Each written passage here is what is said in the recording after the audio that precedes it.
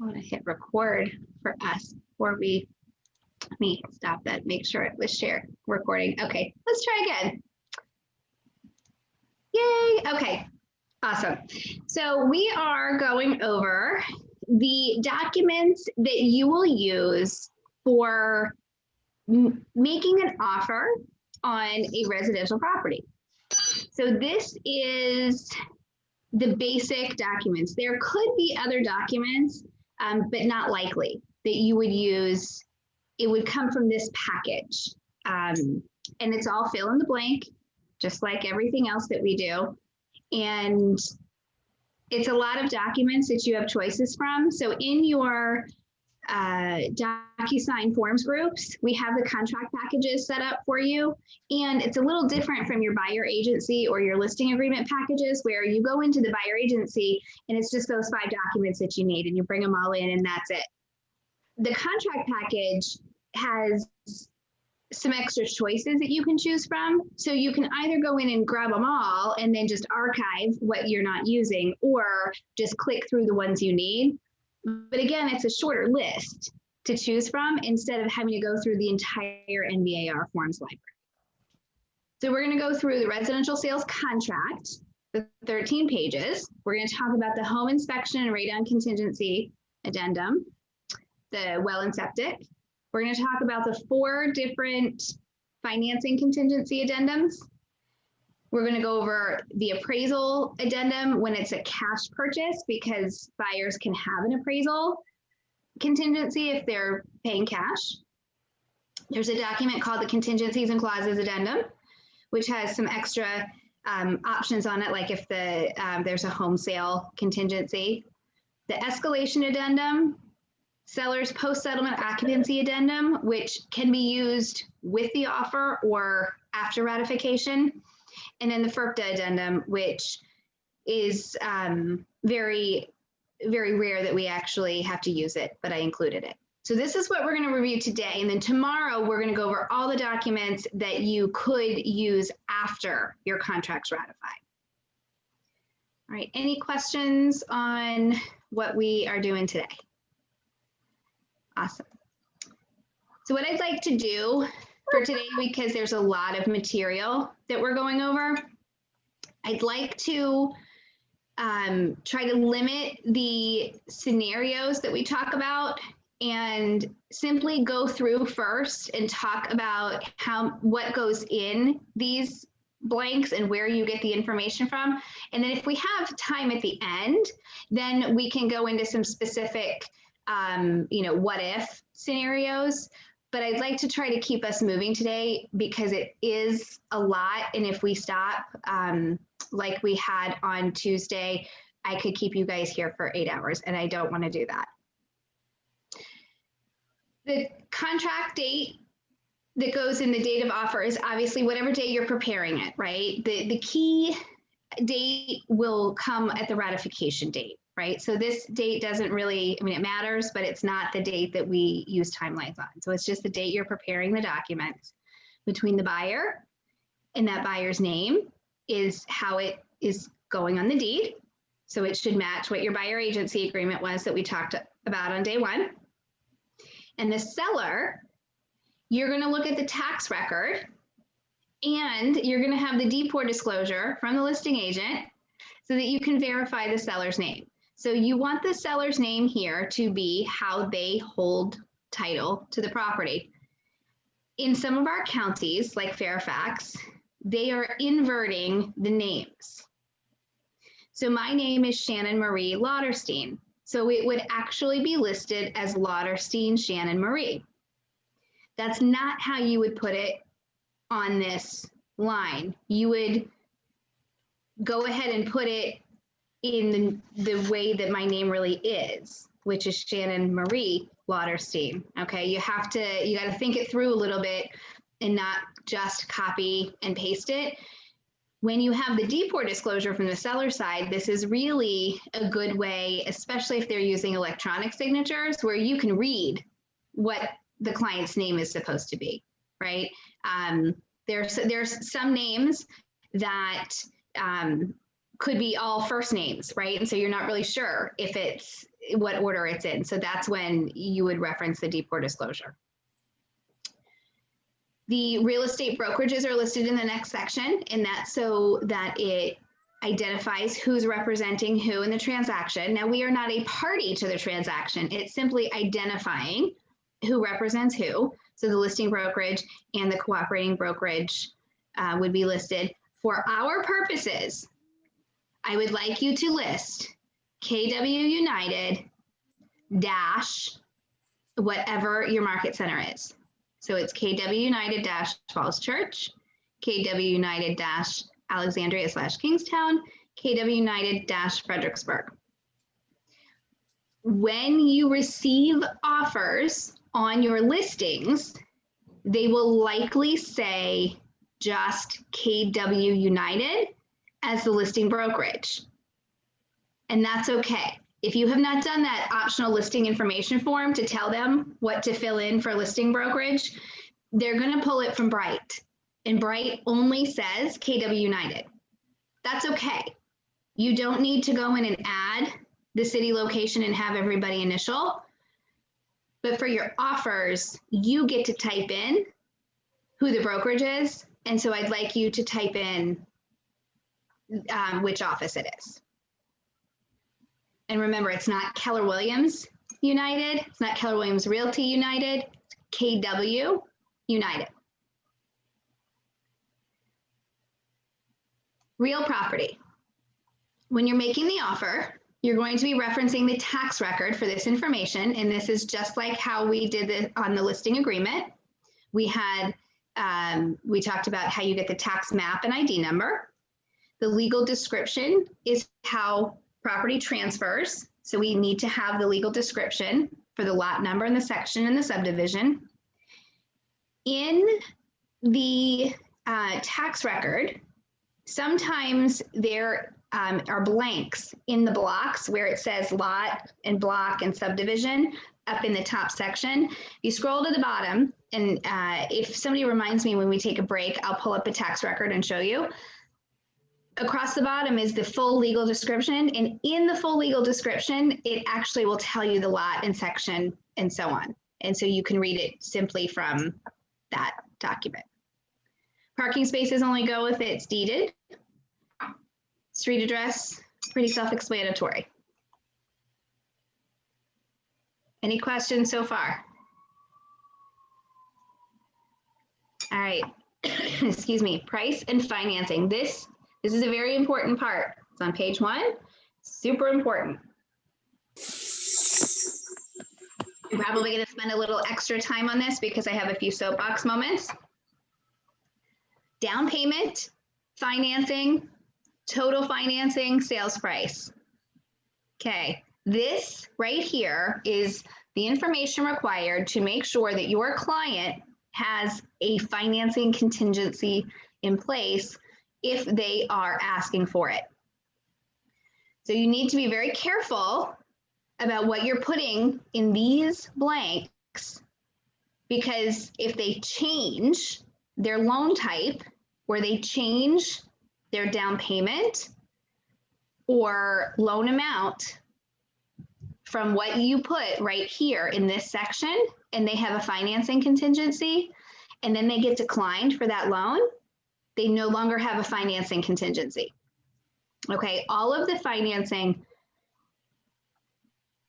is tied to the specified financing that is listed here in your contract. Did I confuse anybody about that? Okay. Loan type, down payment, and what was the other?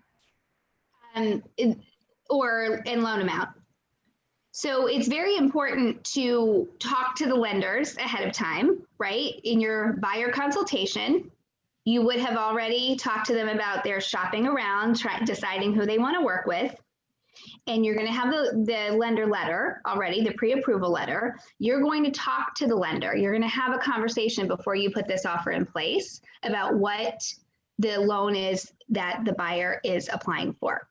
So I'm going to suggest that we use the percentages and not the dollar amounts for our down payment and our financing, because we have situations where there are counter offers that come in.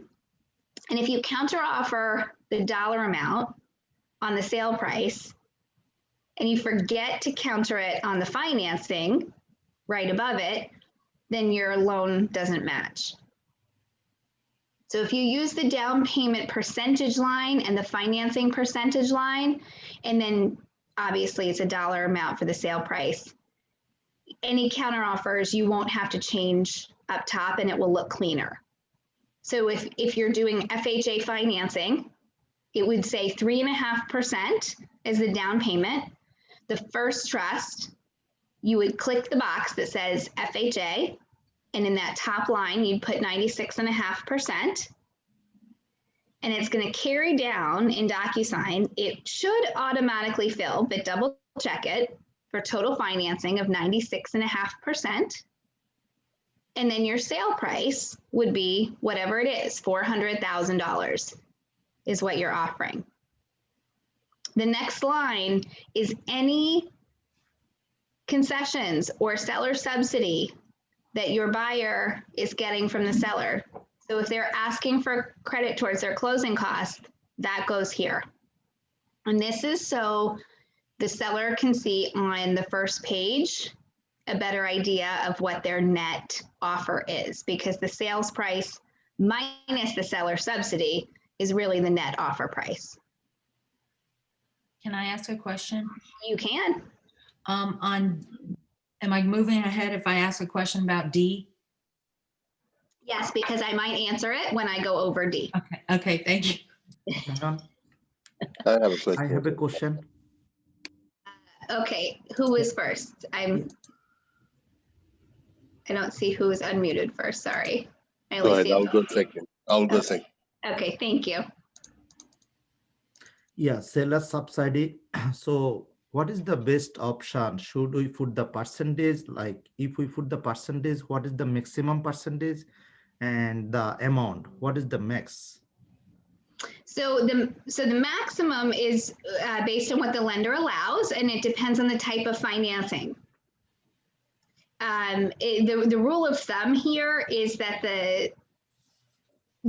in general, okay, this is not every loan, but just in general, to look at this, the maximum seller subsidy is their actual costs. Okay, so a buyer cannot walk away ever with cash above what their closing costs were. And closing costs right now run about 2.5% of the sale price.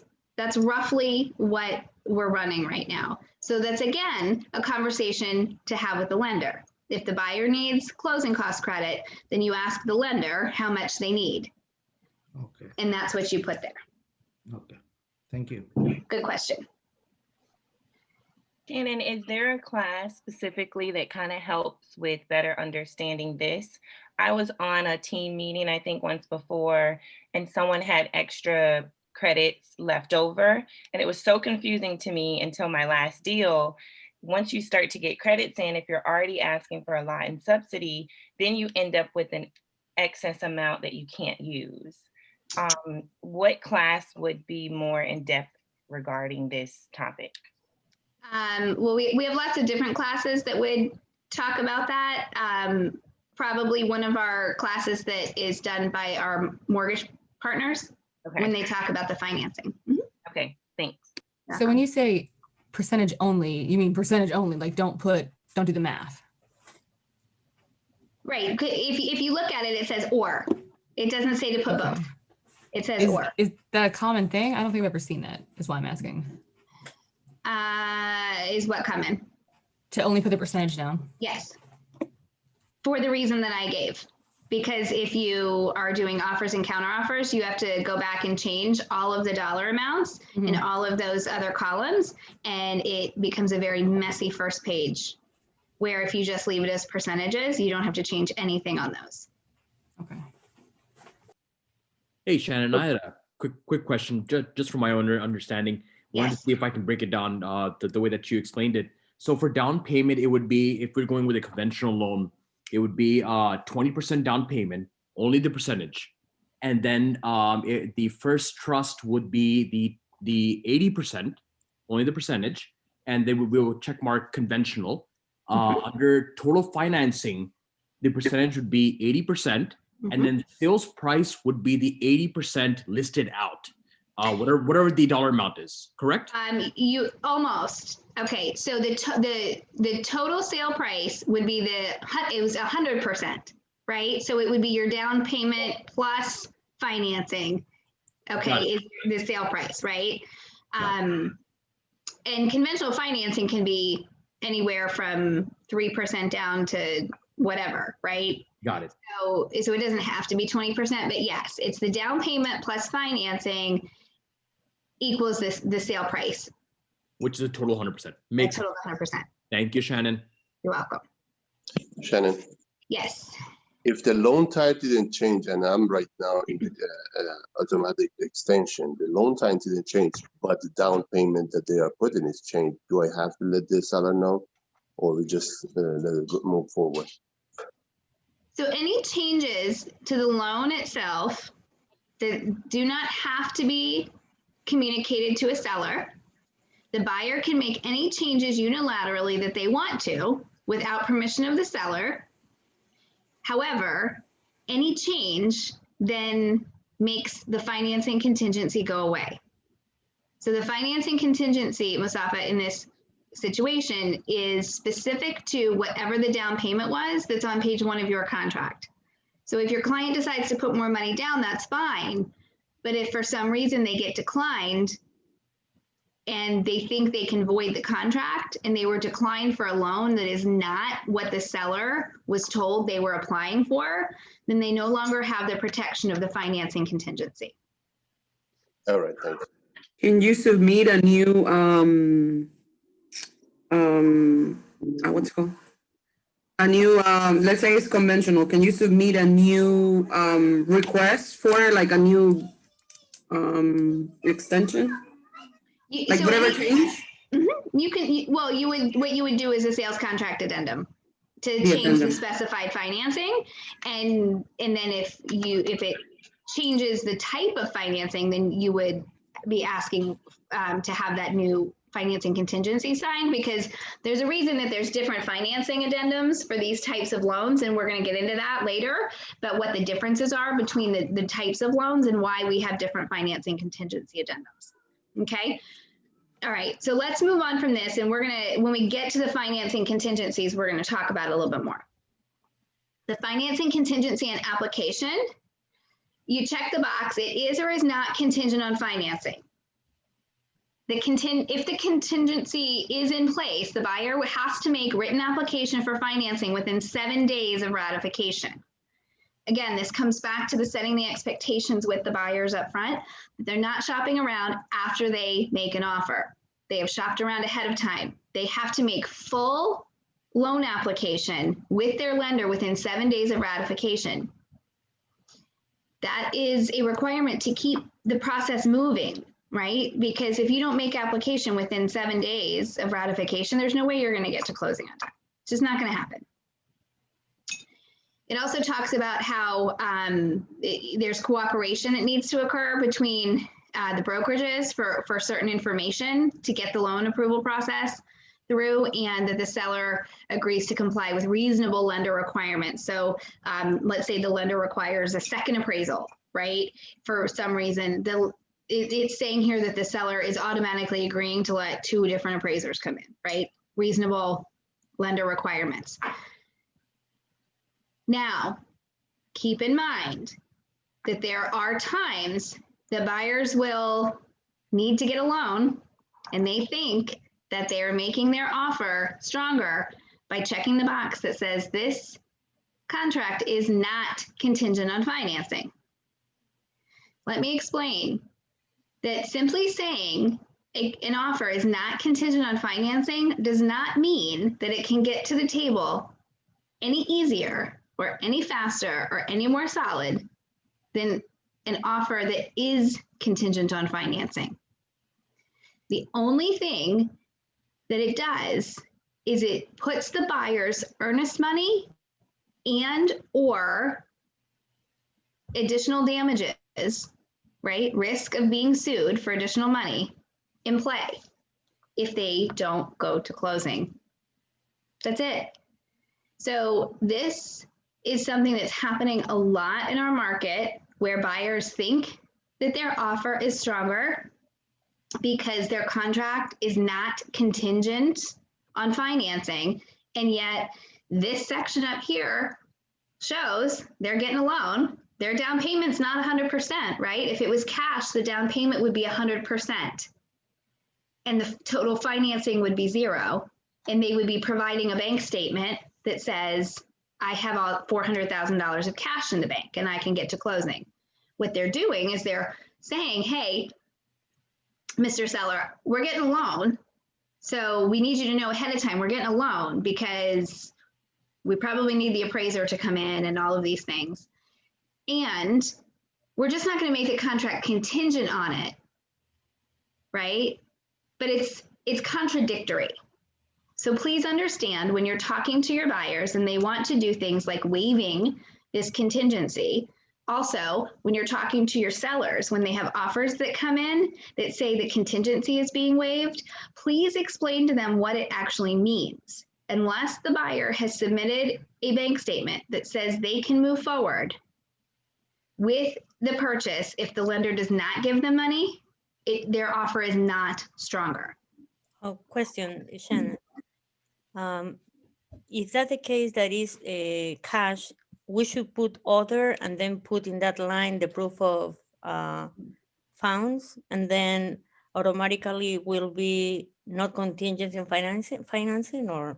No, if it's cash, then in the down payment line, you would put 100%, and then nothing would go in the financing in B on first trust, second trust, or anything. And then sales price would be whatever the sale price is. Yeah, So how about the contingency? And well, it wouldn't be contingent on financing. So you would just click no in D, is not contingent in financing. Okay. Thank you. Okay, I do have a question. Okay. Okay, I understand the part where you said just because it does not say it's not contingent, it doesn't mean, I mean, it means that there's more liability on the buyer side. But what I don't understand, especially my last offer, she said all contingencies were waived. And I'm so confused because the lender is going to require an appraisal, maybe an inspection. And then D, how can you waive that? So I don't understand what she meant by that.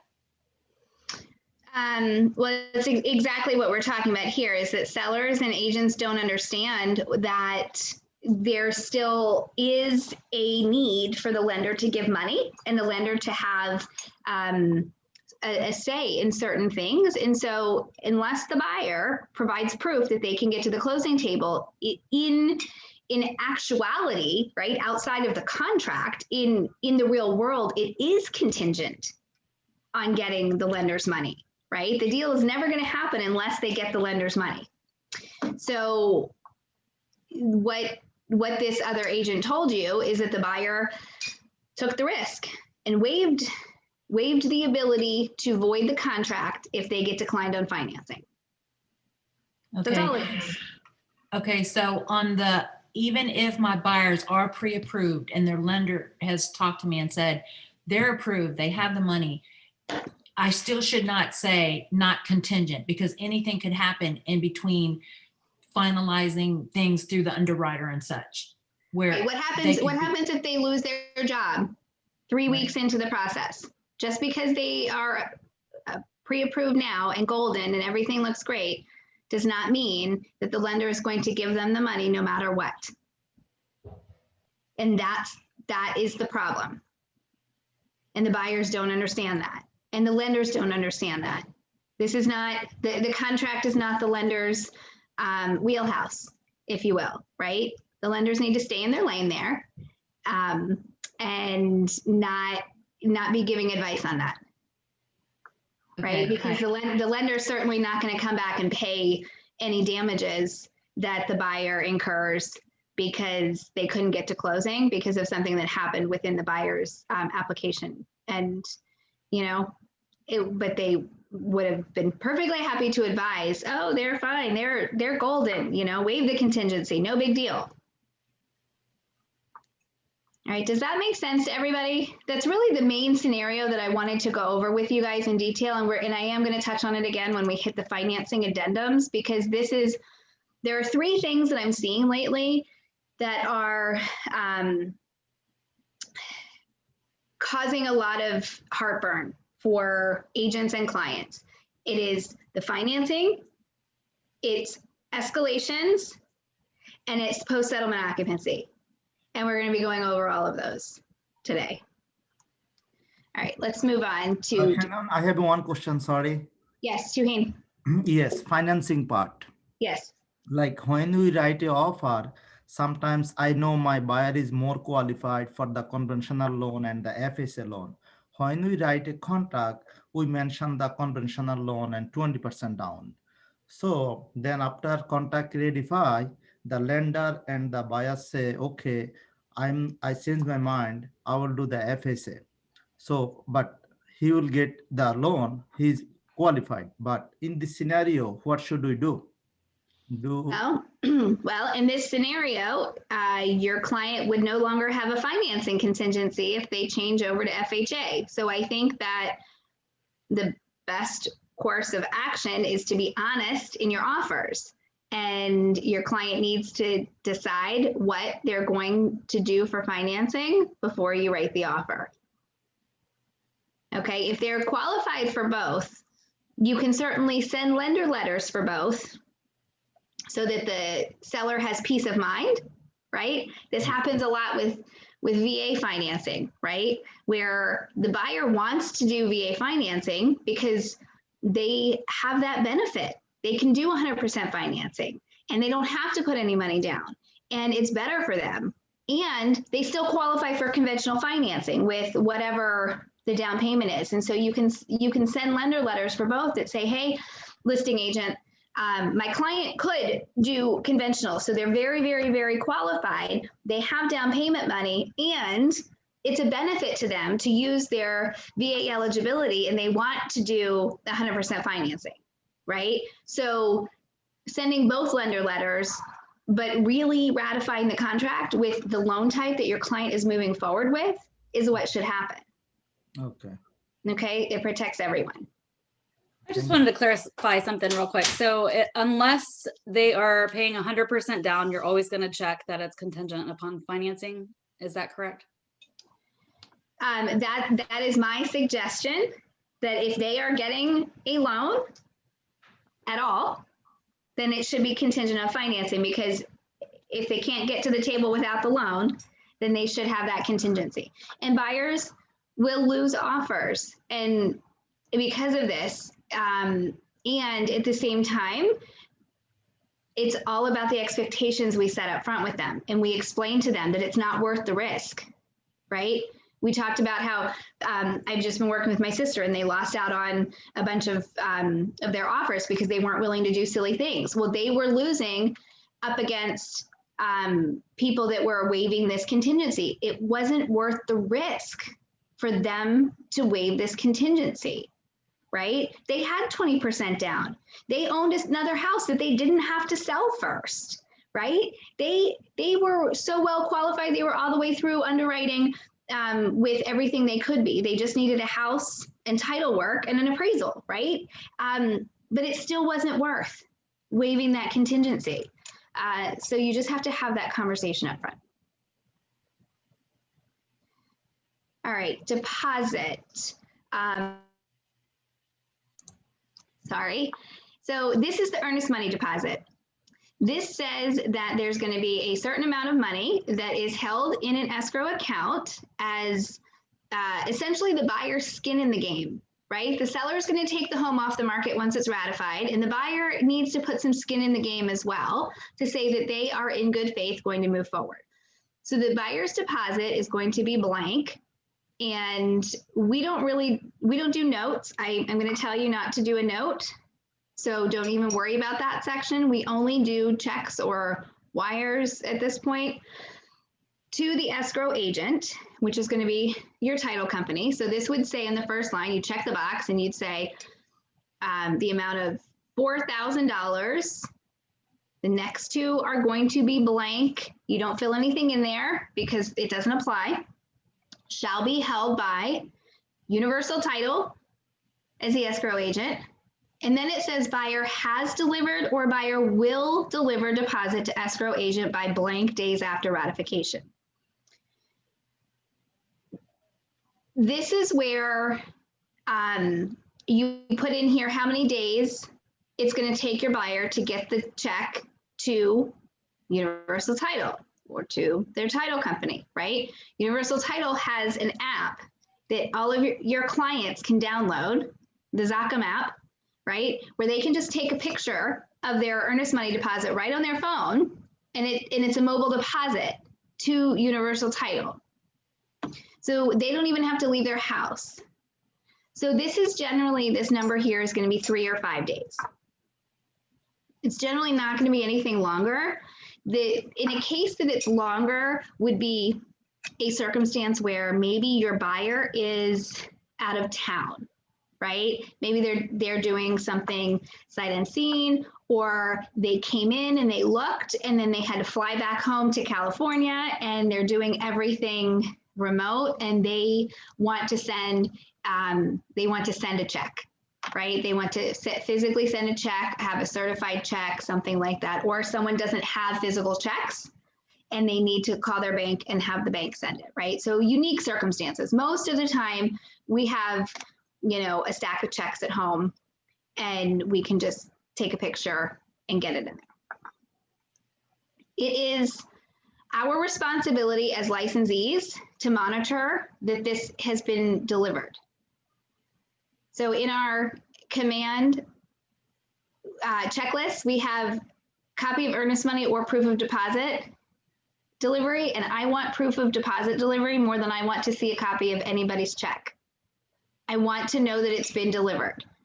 If it has not been delivered, and it has not been delivered in accordance with the days in the top of this section, you have to notify all parties that it has not been delivered because it is a substantial breach of a contract term.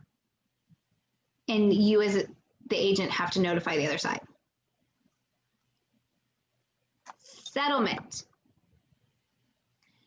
The settlement date goes here, not the words that say blank number of days from ratification, not anything other that's creative than simply a date. So you look at the calendar, you see what date looks good. You will likely have talked to the listing agent already to find out when the seller would like to settle, and if your buyer can accommodate it and your lender can accommodate it. Again, talk to the lender. Don't put a date in here for closing that your lender can't accommodate. Don't set everybody up for failure. You're going to have these conversations. It says in here that if the settlement date falls on a Saturday, Sunday, or holiday, then the settlement will be on the previous business day. So if you accidentally write a date that's a Sunday, closing is actually the previous Friday. All right. And it says that the settlement will be on or before, right, with mutual consent. So from a contract standpoint, if we put a settlement date in here of February 28th and everybody wants to move closing up to February 25th, from the contract standpoint, you do not need an addendum, right? Because everybody agrees to move it up to the 25th. The lenders and the title company will likely want a sales contract addendum that changes your closing date. So just be aware of that. From our contract perspective, we don't need it, but the other parties that are following along and helping with timelines are going to want it. In bold right here, this is an important notice to the buyers regarding their right to choose the settlement agent. And that goes down here. All right, the settlement agent is going to match who the escrow agent was at the top. The buyer in Virginia, it is statute So it's not negotiable. Okay, when it's statute, that's not negotiable. We hear a lot that, anything's negotiable. Well, not if it's statute. The buyer gets to pick the settlement agent. And the seller can say, I prefer XYZ title company, but they cannot make the contract contingent on that. Okay, the buyer, if the seller was trying to strong arm them to use XYZ title company, they could ratify and then serve a contract notice after ratification saying, I'm using universal title. And the seller can't do a thing about it because the buyer gets to designate who they use. Okay. Also, the seller can use it whoever they want to, but the seller, who the seller uses, is not a contract term that needs to be disclosed via contract documents. So it doesn't have to be written in here if it's going to be a split settlement. You don't have to write who the seller is going to use. You don't have to do a sales contract addendum or a sales contract notice after ratification to say that the seller is going to use whoever. It doesn't matter. This is simply for the buyer side. So Shannon, a question. So you want to tell me that, so let's say after ratification, after 10 days, the buyer decide to change the title company. Like let's say to make an offer stronger, first you choose to have the same title company that the seller prefer. But after ratification, the buyer decide to choose. Can you change without doing any type of addendum? Understand correct? Sales contract notice is what's required from a buyer if they're changing. But remember, the escrow agent holds the earnest money deposit, right? So the earnest money deposit would still be held by the first company. That up here requires a sales contract addendum signed by all parties to move that money. But this is a notice.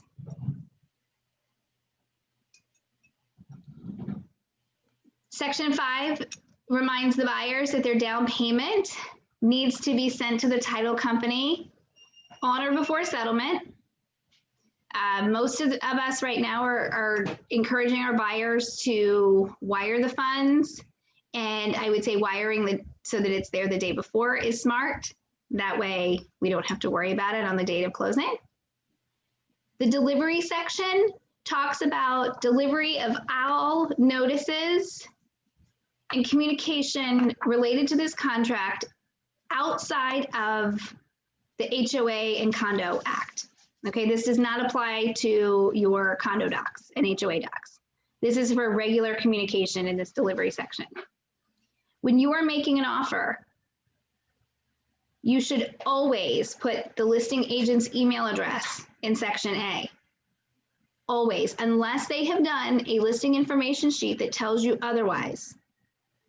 Because if you do not put anything in this section, then it defaults to the property address.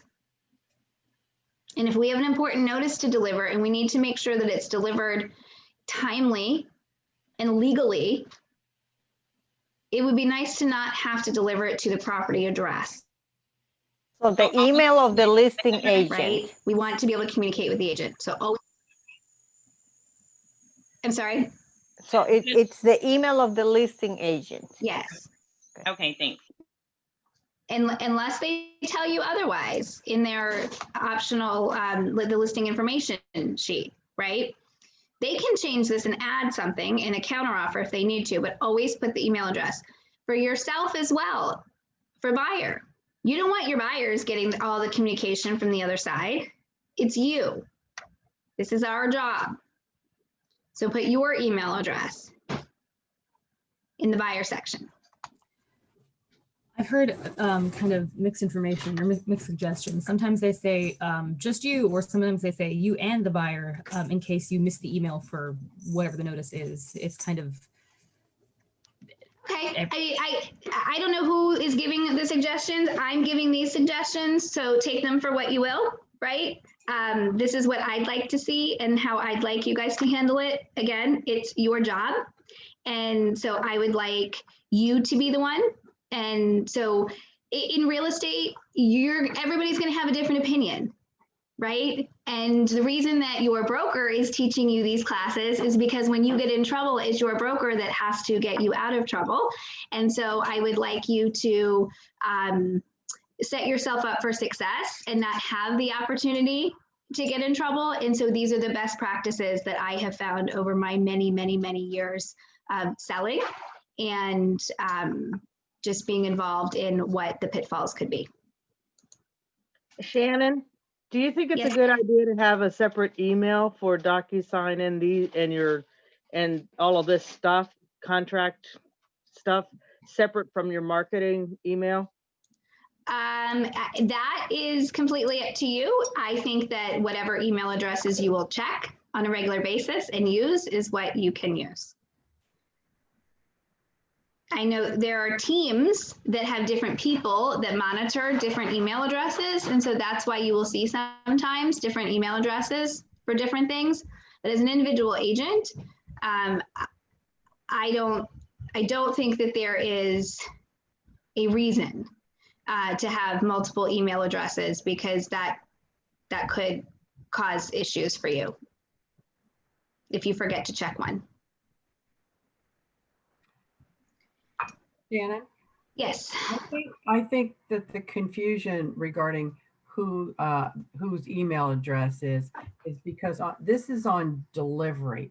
I think what she might have been confused with is on the HOA and the condo docs. Great, because that's our next section. Correct. And I Yes. think that's where the confusion is. Yep, and there's going to be a little bit of different advice on that. So thank you, Sherry.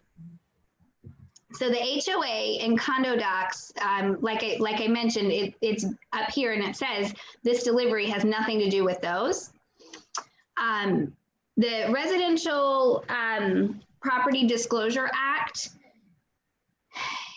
is, before we get into the HOA and condo docs, sorry, we're going to talk about this real quick. So the disclosure statements, right? The deport disclosure statements that we talked about.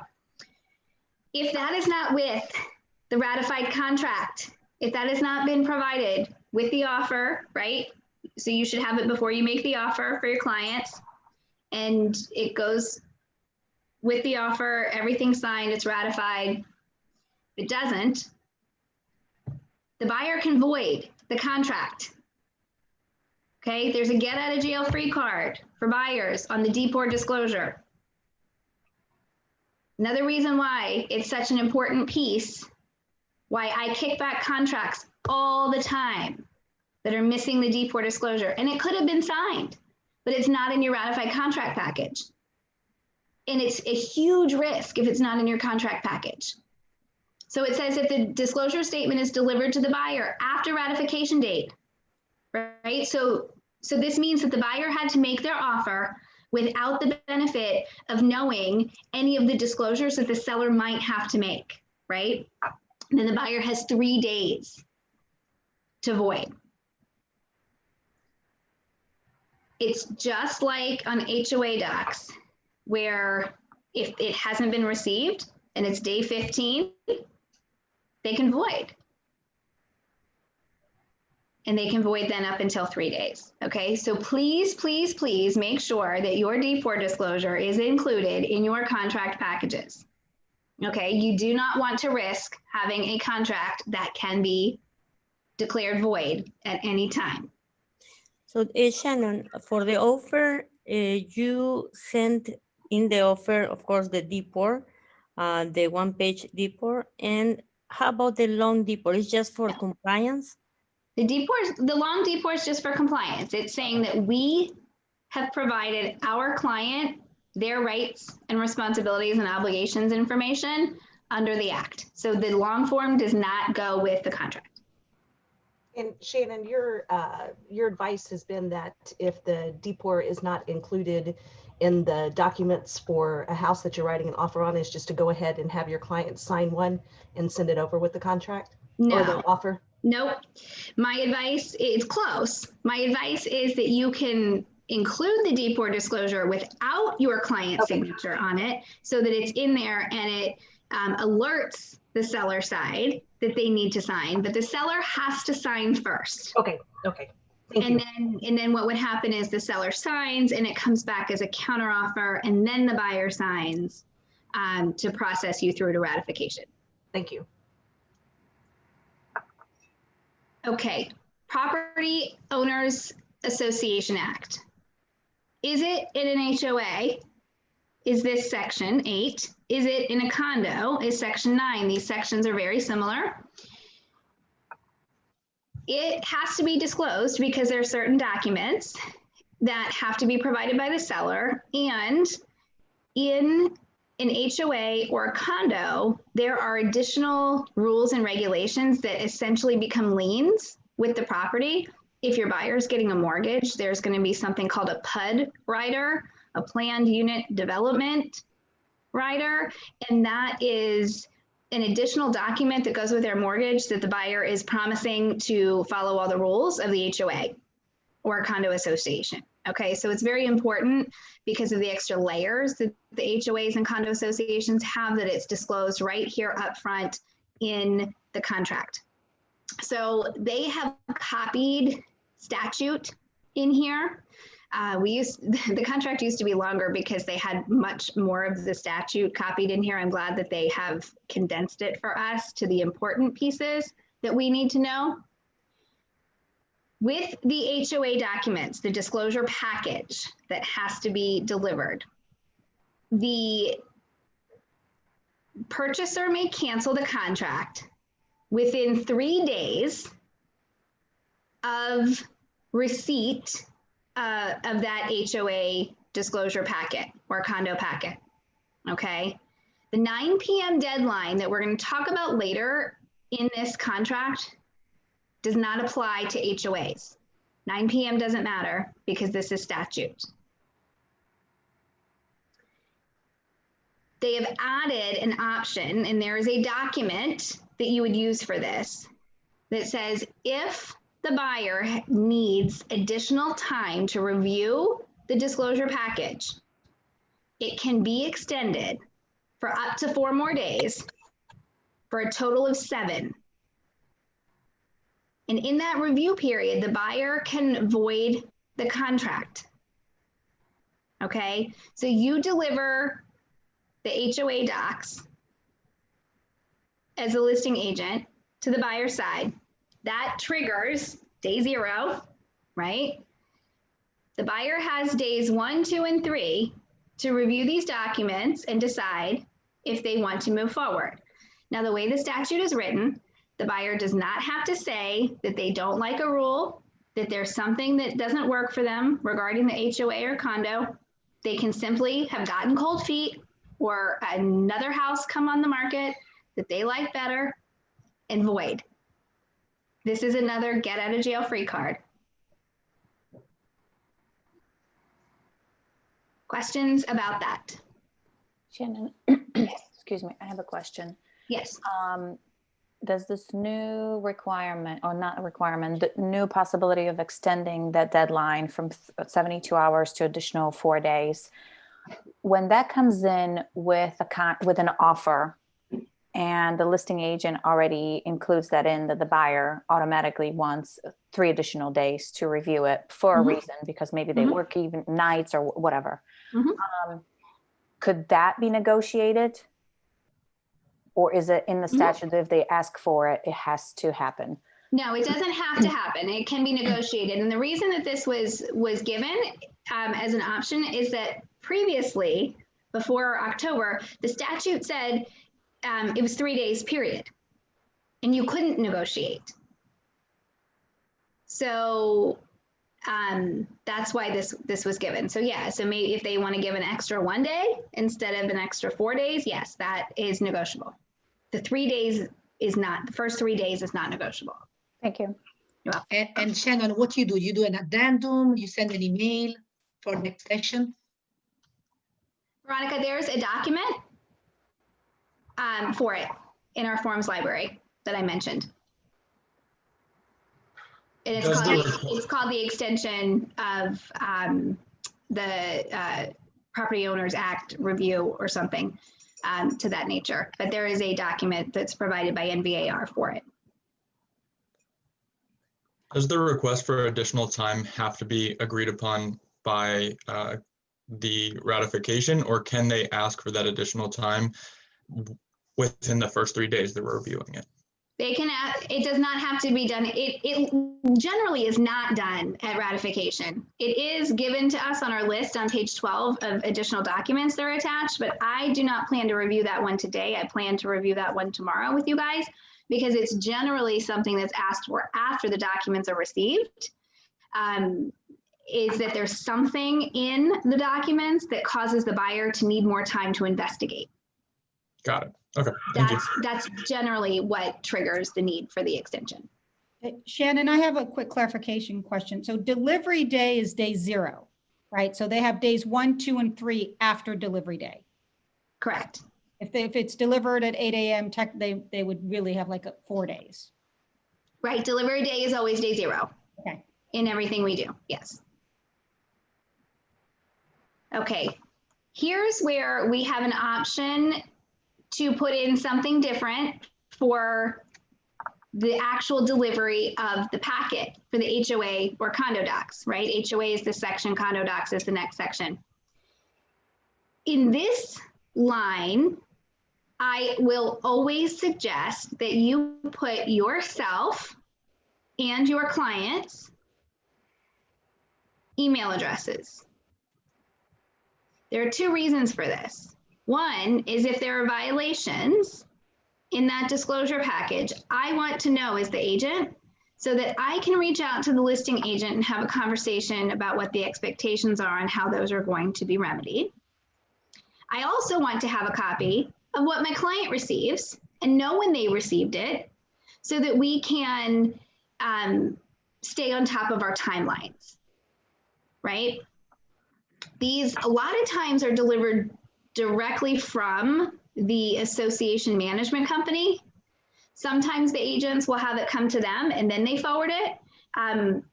It just depends on when during the process it's ordered. So as a listing agent, I order the HOA or condo docs as soon as I have the listing agreement signed, because I want to deliver the HOA and condo docs as soon as we're ratified. So I'm going to be the one that delivers it to whoever is written here, right? But if an agent doesn't order these documents until after a contract is ratified, then they have to provide the buyer's information, and then the management company is just going to likely deliver it to them. Okay, so your email address, your client's email address.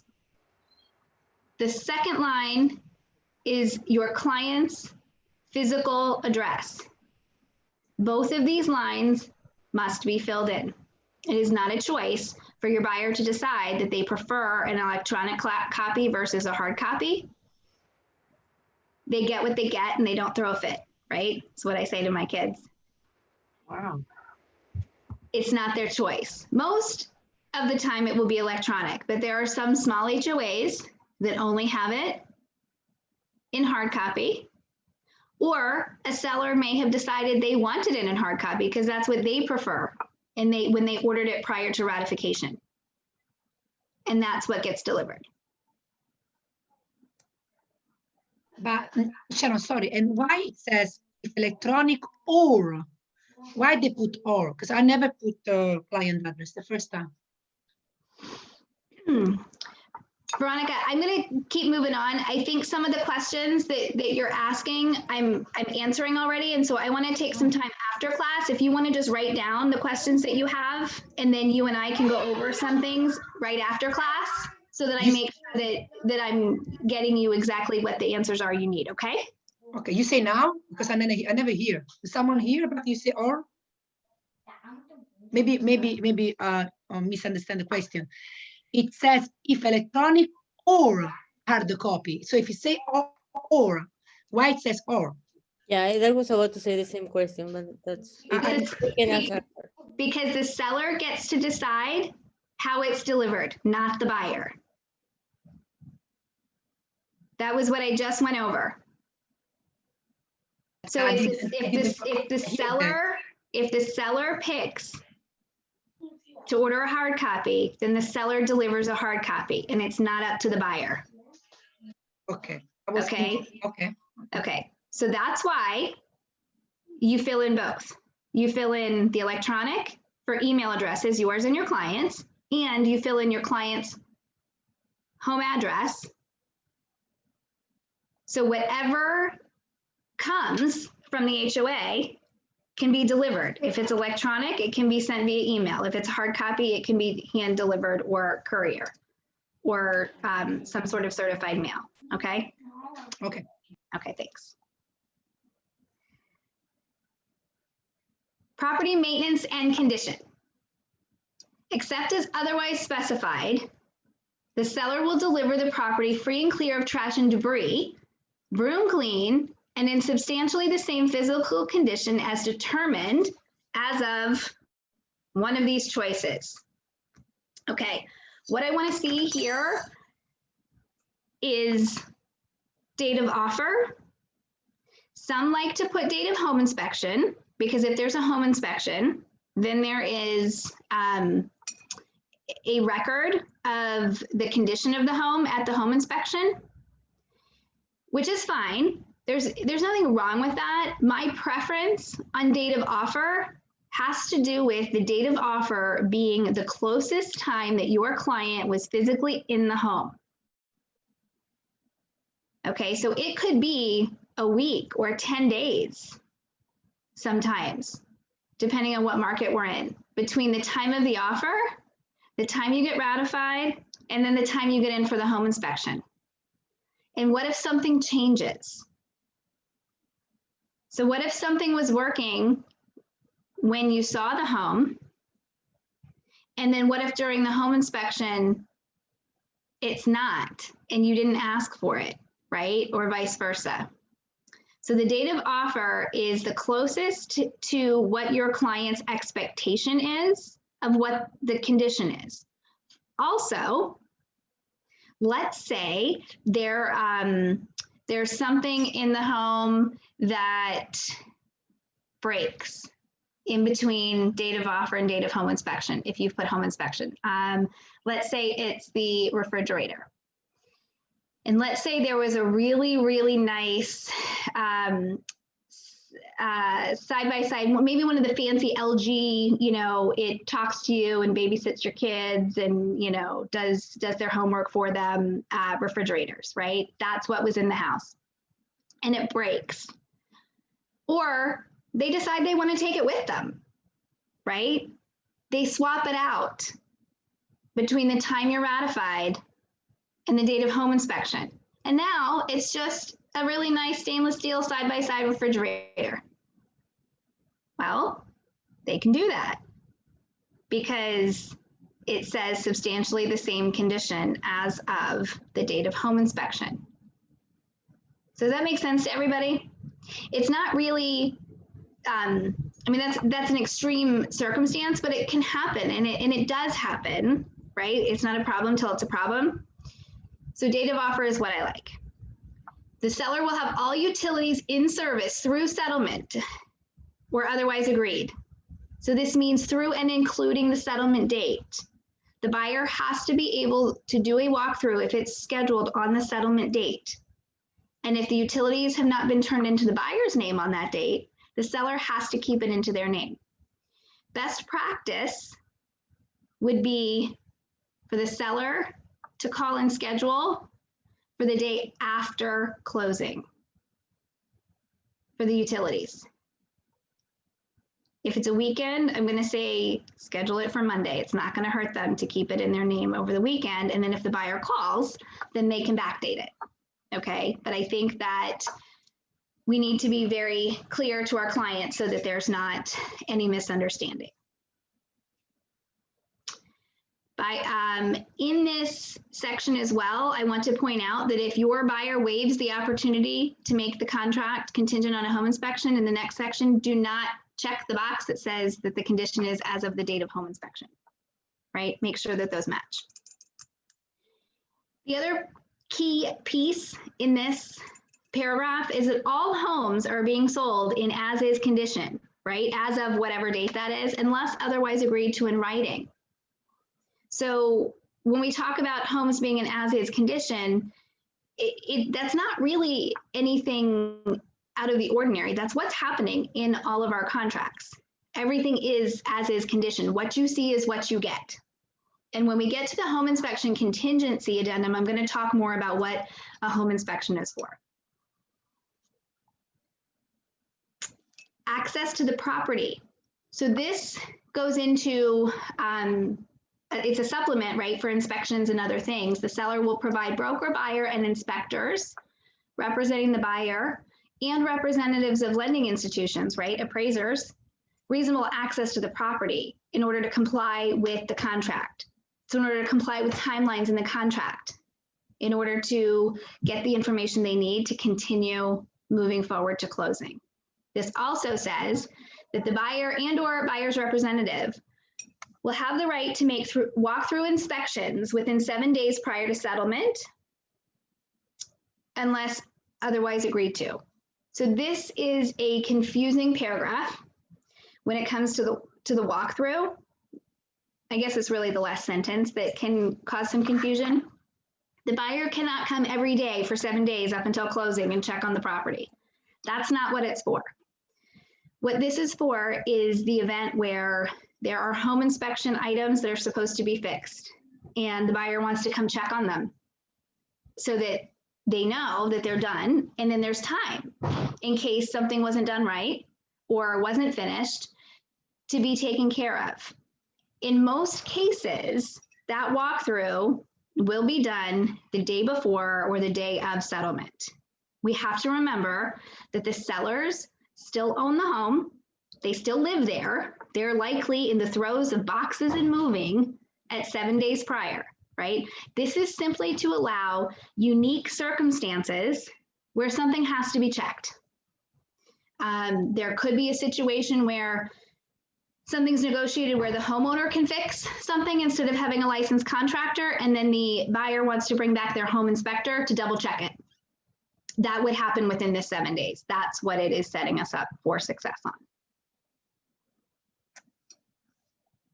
Okay, we will move on to the next section, utilities and major systems. This is where we disclose what the utilities are that are coming to the house and what they service. So is the water supply public?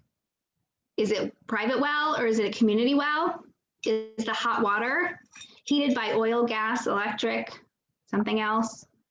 Air conditioning, same thing. Heating, same thing. Sewage and septic, that's marked here, right? These are all triggers for us that if something is marked, we might need an additional disclosure.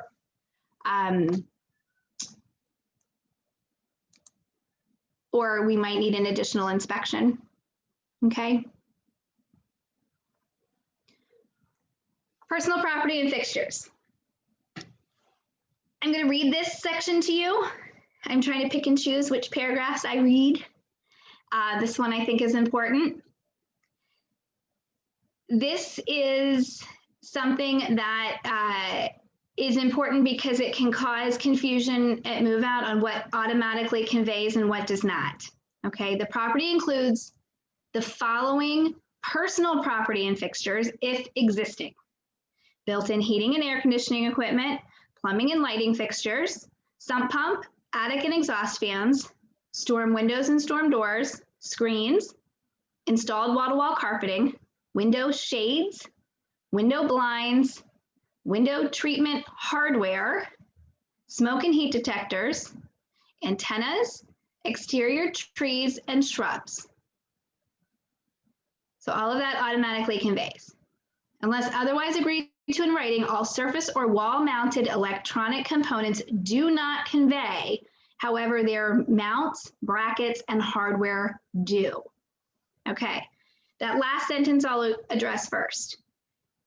Let's say you have a TV that is mounted to the wall and it's mounted on a bracket.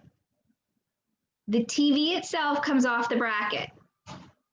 The TV does not convey, right? Because the TV can be removed from what is affixed to the property. But the mounts and the brackets convey. So you would need to put this in the contract. If your seller wants to take their specific wall mount for their big screen TV to their next house, it needs to be written that the mounts and the brackets don't convey. And when those mounts and brackets are taken off the wall, they cannot leave a hole, because the hole was not there at the time the offer was written, right? There was no hole. So they can either leave the mounts and brackets, or they can negotiate to take the mounts and brackets and patch and paint the hole. The other piece in this paragraph that I want to highlight before we get into the yes or no's is window shades, blinds, window treatment hardware. Okay, down here it says window treatments. This, my friends, is curtains. This is curtains that go on rods. Okay, that's what you are deciding right here, whether it conveys or not, whether your buyer wants the seller's curtains. Window shades, window blinds, and window treatment hardware automatically convey because they are physically attached to the property, right? It's shades and blinds are a one-piece unit, right, that physically attach. But the window treatment hardware is what is attached, and then you put the curtains on top of it. Okay, is everybody with me? If your clients in your listings have curtains that are custom made for a window, that happens a lot, put a little note that says curtains convey, right? Put it in your optional information sheet. As you're walking through a home, if your buyer says, wow, those curtains fit perfect right there, I want them, ask specifically, okay, about those. Now this section is yes or no, because all of the items listed here technically are considered personal property and not fixtures. And that's why they are listed, so that a buyer and a seller can be very aware of what is conveying with the property. So alarm system, microwave, fans, vacuum, right? All of this stuff. I would say that the cooktop is the thing that sits right on top of the counter, right? So you're gonna have a cooktop and wall oven or ovens. You would have those two things, or you would have a stove range, right? The stove range is the one-piece unit that slides in that has the oven in the bottom and the where you cook with your pots and pans on the top. That's the difference. You're not going to have a wall oven and a stove range. You're not going to have a cooktop and a stove range. Okay.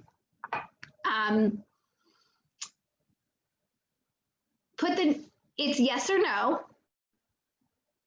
And if there's a number that's more than one, you put the number. If it's only one, you don't put the number. Okay, it's automatic, right? It says right here, if more than one item conveys, the number of items is noted. So if it's just one, don't give yourself any more work. But ceiling fans, right? Look through the photos, count the ceiling fans. That's a big one. That's going to have a number. The remotes for a garage door opener, that usually can have an additional number. Fuel tanks, leased or owned. This is on homes that have propane. The tanks are generally leased from the company that's providing the propane. They give a discount, they say, on the service if you lease the tank as well. So this is something important to know.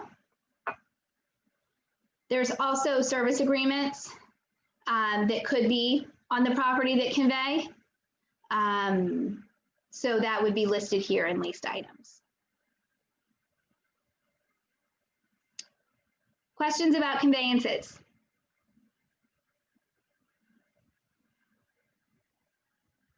Okay.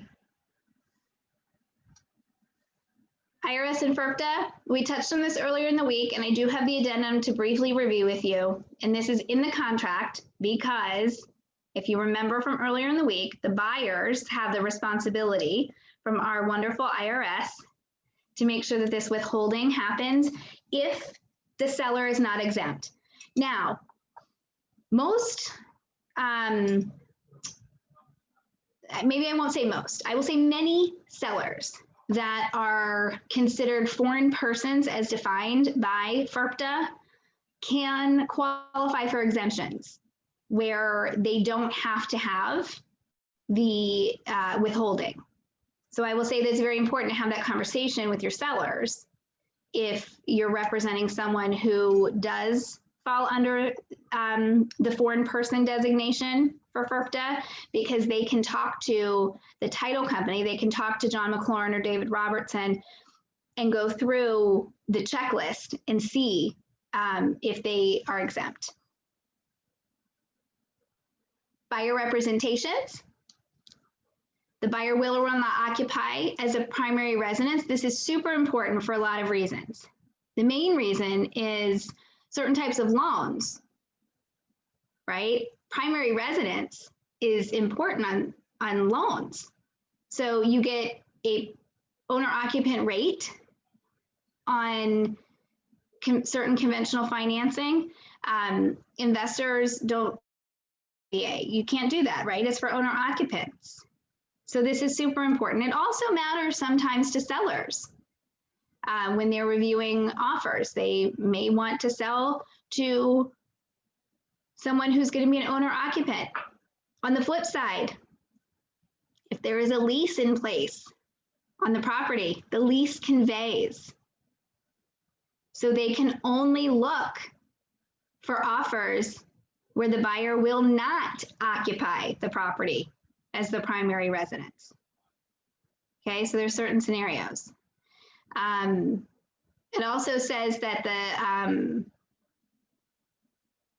that unless otherwise specified, that this contract is not dependent on financing or sale or settlement or lease of another property. Okay, so this is in bold for a reason.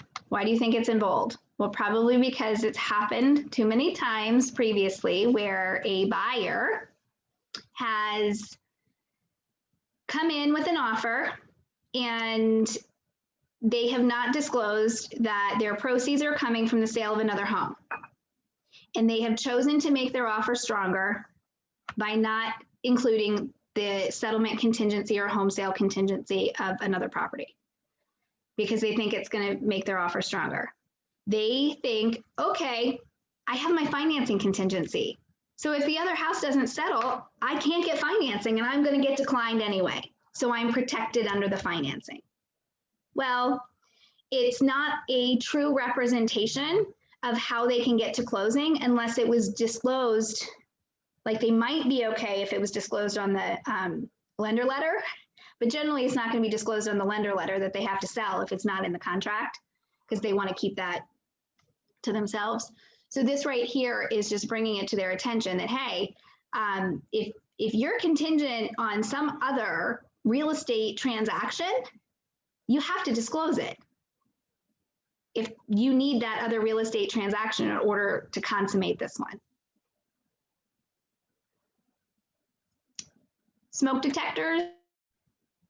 I see a lot on home inspection negotiations, smoke detector requests, and it cracks me up because it's right here in the contract already that the seller shall deliver the property with smoke detectors installed and functioning in accordance with the laws and regulations in Virginia. So it's not really negotiable, it's just pre-printed. So anyway, you guys will now laugh every time you see that come. You'll be like, oh, that's what she said. Lead-based paint. This is where you mark whether the home was built prior to 1978. And if you mark yes, then you're going to have the lead-based paint addendum that we reviewed earlier in the week. And then right here, you're going to mark whether they do or do not waive the right to a risk assessment, right? Which means lead-based paint testing. Shannon, can I ask a question and go back to the smoke detectors? Sure. What happens when the smoke detectors aren't working and we're working with a buyer and it does come up on the home inspection? What's your suggestion? I know that they're supposed to be in working order, but not every seller or listing agent knows that. How should we handle that? So there's two things. If you're a buyer's agent, you can say to the listing agent, will it help me if we put it on the home inspection contingency so that your seller has their checklist of what they need to do? Or have you had the conversation with them that the smoke detectors have to be fixed because it's already in the contract? Right? And then they're going to say, it's in the contract, right? And then you're going to have often they don't even know whether they're working or not working. Right. And so when you alert them of it, right, you've set the expectation. Got it. Right? That they will be fixed before closing, right? That's your expectation. And whether they want you to put it on the HICRA or not is you're asking them as a courtesy. And you can say to them, I prefer not to, because, and I actually would prefer that you not, because I don't like making things negotiable that are automatic. It's just bringing it to their attention, right? It's all about communication. And honestly, the more that we're training the co-brokers on the other side, the better our lives are going to be moving forward, right? Especially for those home inspections for information purpose only. No. Yeah, we're going to talk about home inspection for information purpose only, because that's really not something that exists. So I guess, how is that enforceable if we don't put it in a home inspection addendum, and we just notify or have a conversation with the listing agent, and the listing agent say, yeah, I'll talk to them, and that hopefully they'll take care of it. How does that enforceable if at walkthrough they're not working? It's the same way that it's enforceable or not if you write it on the HICRA. It's pre-printed language in the contract. So it's a breach of a contract term. Just as if you wrote it on the HICRA, it's a breach of a contract term. So if they're not functional at walkthrough, then you have choices on the walkthrough on how it's remedied, which is one of the documents we're going to review tomorrow. Thank you. You're welcome. Wood destroying insect inspection. Is there going to be a termite inspection? Is the buyer going to arrange it and pay for it? Is the seller going to arrange it and pay for it? That's the first set of options. VA financing requires the termite inspection and requires it to be paid by the seller. Everything else is negotiable as far as who does it and who pays, etc. If I'm a buyer and a buyer's agent, I want to pick the termite company and I want to pay the $35 or $40. I don't think in any market, seller's market or buyer's market, it makes any sense to say, hey, seller, do this inspection for me, right? Because I don't know who they're going to hire. I don't know what's going to happen. It's such a minimal expense for that inspection. I'm going to suggest that your buyer at buyer's expense, unless it's VA, and then the seller has to, because it's a VA requirement that the buyer not pay for that. The paragraph goes on to say that any treatment and repairs for damage identified in the inspection report will be made at seller's expense, and seller will provide written evidence of such treatment and a repair prior to the date of settlement. So if there is evidence of live wood destroying insects, if there is visible evidence that there had been wood destroying insects and there's damage, so I'm not talking minor damage behind a wall that you can't see, this is visible evidence, right? It has to be repaired, and that's pre-printed language. This is not a contingency paragraph that allows the buyer to walk away if the seller and buyer, discover termites. This is also not a contingency that the seller can say, I'm not fixing it, right? It's just pre-printed language. It's just, it is what it is. If there's termites, the seller fixes it. And they, Shannon, quick question on that though. If this is a condo situation, would it even be applicable or would it just be none?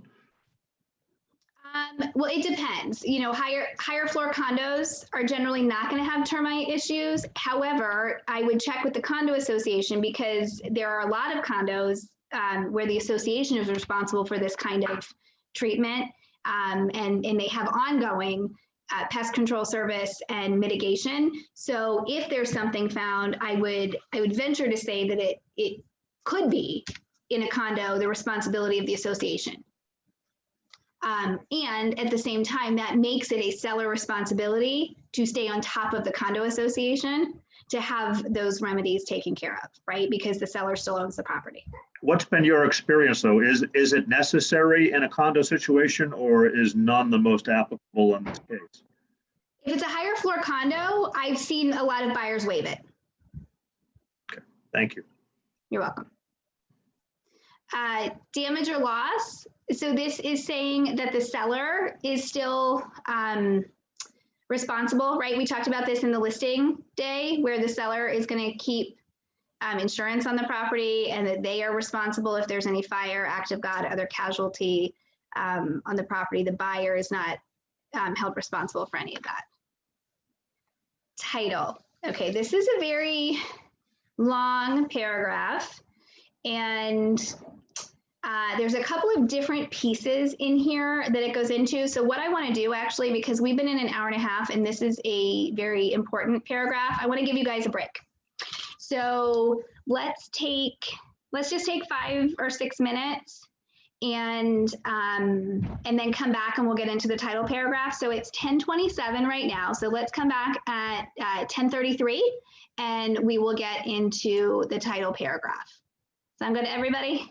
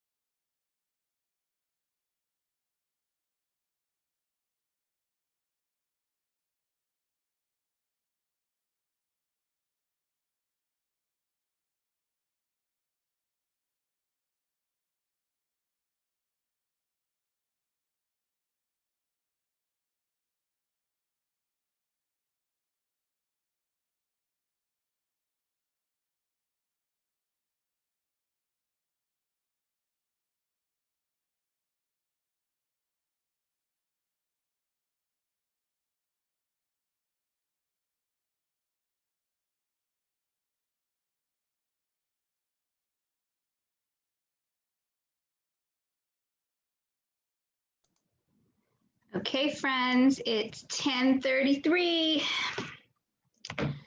Let's talk about the title paragraph.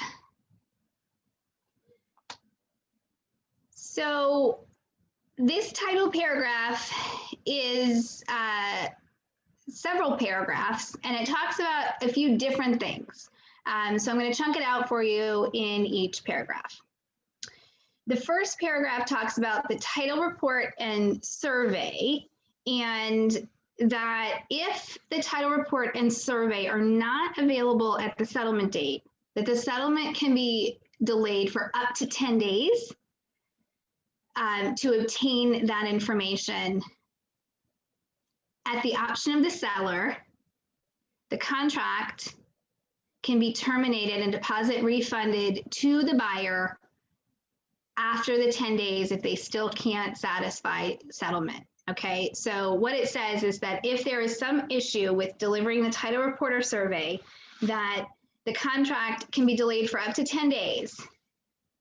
But after that, the seller can say, look, I can't wait any longer, and I'm gonna terminate the contract.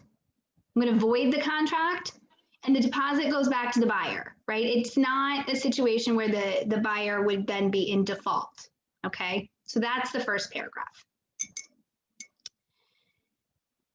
The second paragraph talks about the seller conveying title, which is in good, marketable, and insurable condition from a licensed title insurance company with no additional risk premium.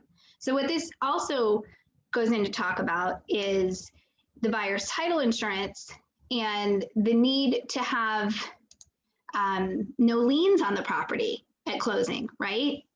It needs to be free and clear of all liens and all extra risk so that the buyer can have the best possible insurance policy moving forward. All right, there's general easements and covenants and conditions and things like that, but this would be anything above and beyond. If there are additional issues, clouds on title, liens that can't be taken care of, et cetera, where they can't get title insurance or there's an additional risk premium to get that title insurance, the buyer can void the contract or pursue legal and equitable remedies.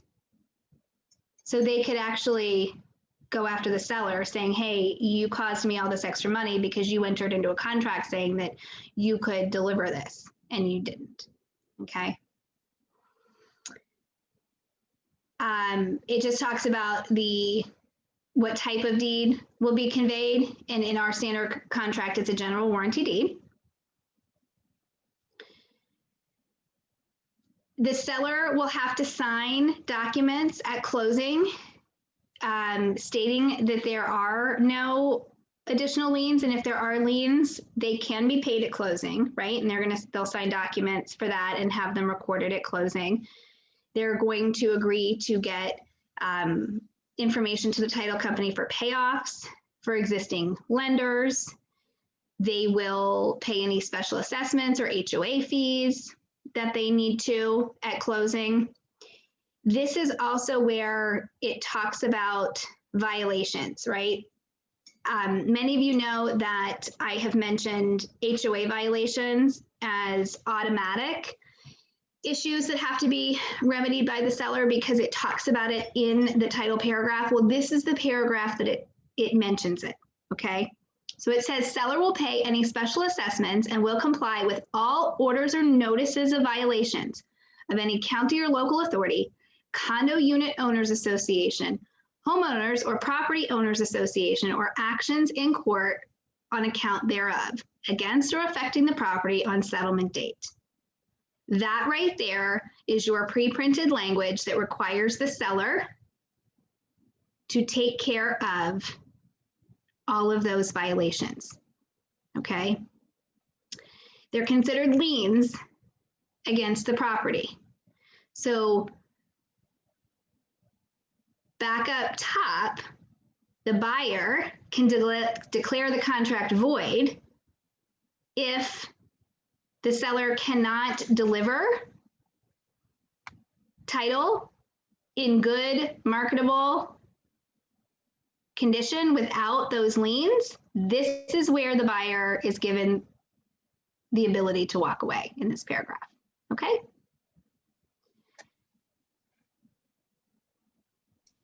I have Notice, a question. yes. Do you want me to wait till the very end when you're finished with everything? Is it specific to the title paragraph? Yes. Go ahead. Okay. My client asked me why he needed title insurance, and my answer was the same reason you need car insurance, because I didn't know how to explain it. So it covers them in the future if there were to be like any encumbrances or anything like that, or maybe something didn't. And in the past. So title insurance covers their ownership interest in the home forever. So when they sell the home, it still covers them. So if there are any claims against the home made, even after they don't own it anymore, they're still covered, right? And so what I'm going to tell you when it comes to title insurance, if you are not comfortable explaining it, ask John McLaurin or David Robertson to explain it to them. If they're using a different title company, have the title company explain it to them, okay? They're the ones that are issuing the policy, so they can explain it much better than you for now, okay? Okay. But it covers their interest in the property. Okay. And the lender will, no matter what type of loan it is, it will always require for them to have title insurance. Yeah, the lender is always going to be covered. The lender is always going to get lender's coverage, and the lender's coverage does not cover the buyer, right? So there's a lender's policy and there's an owner's policy. And if you want to make a note to ask about title insurance on an Ask the Broker session soon, then we can talk about that more. Okay. Okay. Notice, sure. Notice of filing of mechanics liens. So this is something that you know, we get work done on listings up until closing, right? And so this is something that just talks about vendors and how they can file mechanics liens on the property up until and after the closing. And if they file the lien on the property, then it actually goes to the new owner, right? So there are affidavits that are signed by sellers at closing saying that they are unaware of any outstanding invoices that could cause issues. Okay, so it's kind of a scary paragraph, but that's in a nutshell what mechanics liens are about. Possession date, unless otherwise agreed to in writing. Settlement is the possession date. Okay, so after all parties have signed, and all money is accounted for, the buyer gets keys. So all of the money has to be at the title company. The buyer and seller have to have signed because the seller has to have signed the deed. And then the buyer gets their keys. And the seller will provide keys, key fobs, codes, digital keys, anything for the property, right? It's listed here. Even though it hasn't gone on record yet, there are some states that require the property, the transfer to have gone on record before the buyer gets their keys. That is not what happens in Virginia. We are a wet settlement state. So when the ink is still wet, essentially, even before it goes on record, the settlement is deemed to have occurred as long as all of the funds have been delivered. So there might be a case, again, my sister's transaction had a lot of these unique nuances that just closed. The seller ended up in the hospital over Christmas. They were supposed to close on Monday, the 28th, and the seller could have signed their documents before Christmas. And on Christmas Eve, ended up in the hospital with a ruptured appendix or something, and did not get out of the hospital until noon on the 28th. Well, we had already scheduled to sign at 10 a.m. on the 28th for my sister. So we went and did the walkthrough as planned, went and they signed at 10 a.m. All the money was there, everything was taken care of, but they couldn't have their keys until later in the afternoon when the seller signed.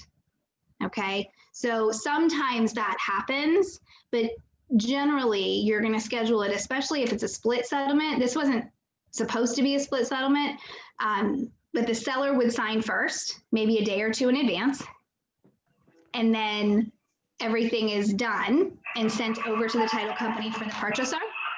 All agents are still assisting. And then they will have everything they need so that as soon as your buyer signs, they're good to go. Okay. Fees. This just talks about certain fees that are charged to either side. We've all seen a settlement statement, right? If you haven't, I can pull one up tomorrow to show you what the fees look like.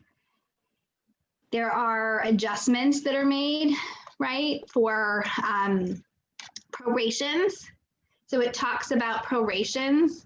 If you are in an HOA, it's prorated, right, through the date of closing. So the buyer may have to reimburse the seller because they've already paid upfront that money for the month, right? If closing's on the 20th, the buyer may have already, the seller may have already paid on the 1st for the whole month. So then the buyer reimburses the seller for those last 10 days of the month. Same thing with taxes, because they're generally paid every 6 months. You're going to see prorates on that for buyers and sellers. Brokers' fees are going to go on the settlement statement. There are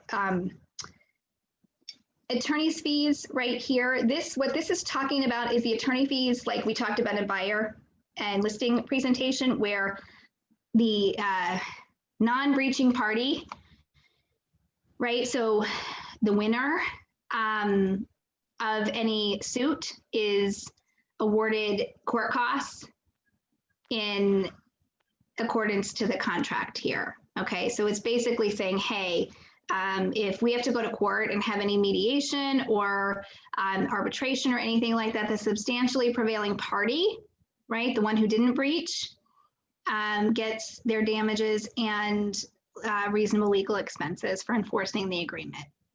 Okay. Performance. Delivery of required funds and documents to the settlement agent will constitute sufficient tender of performance. We just talked about that, right? The funds have to be there and all the documents and everything have to be signed. That's performance. Default. So there's a difference between default and breach. If buyer fails to complete settlement for any reason other than default of the seller, the buyer shall be in default. And the seller can choose the earnest money deposit as their liquidated damages, not as a penalty. Okay, let me be clear. They can take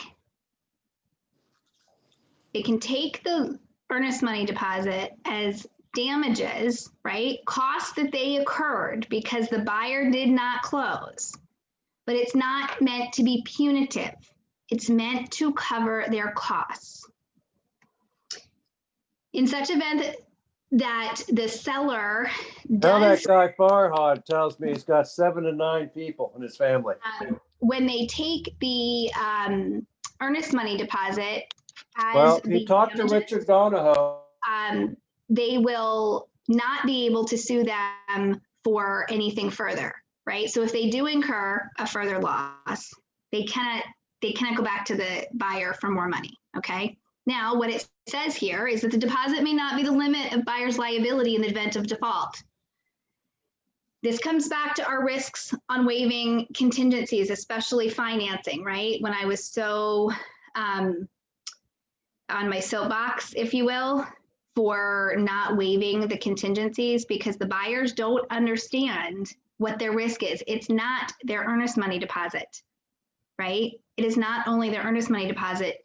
If we end up in a different market and something happens and the buyer defaults and the seller has to go back on the market and the seller ends up selling for less money than what the buyer was going to buy for, the buyer could be on the hook for whatever the difference is, plus any additional mortgage payments, utilities, any extra costs they incurred. It could cost the buyer a lot of money.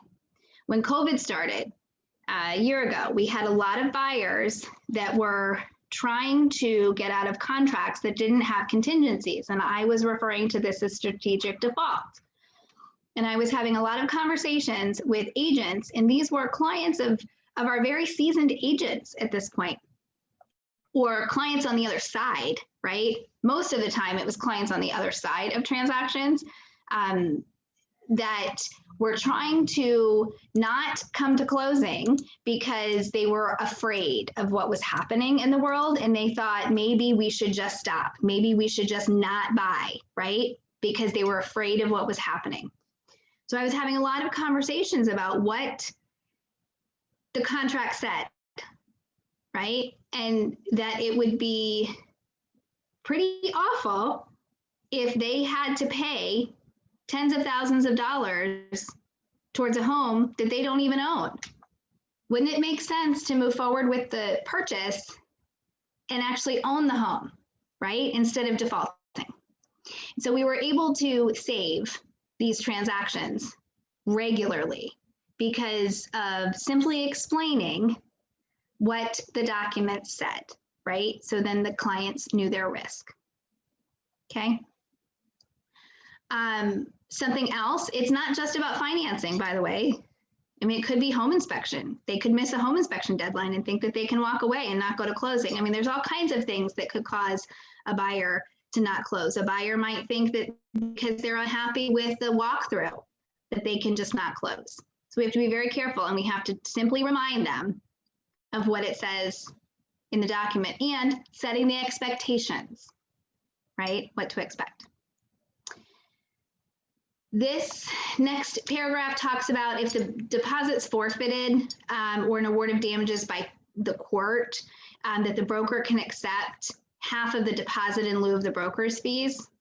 So remember, there are some cases where our compensation would still be owed, even if there's a default, right? Our compensation is earned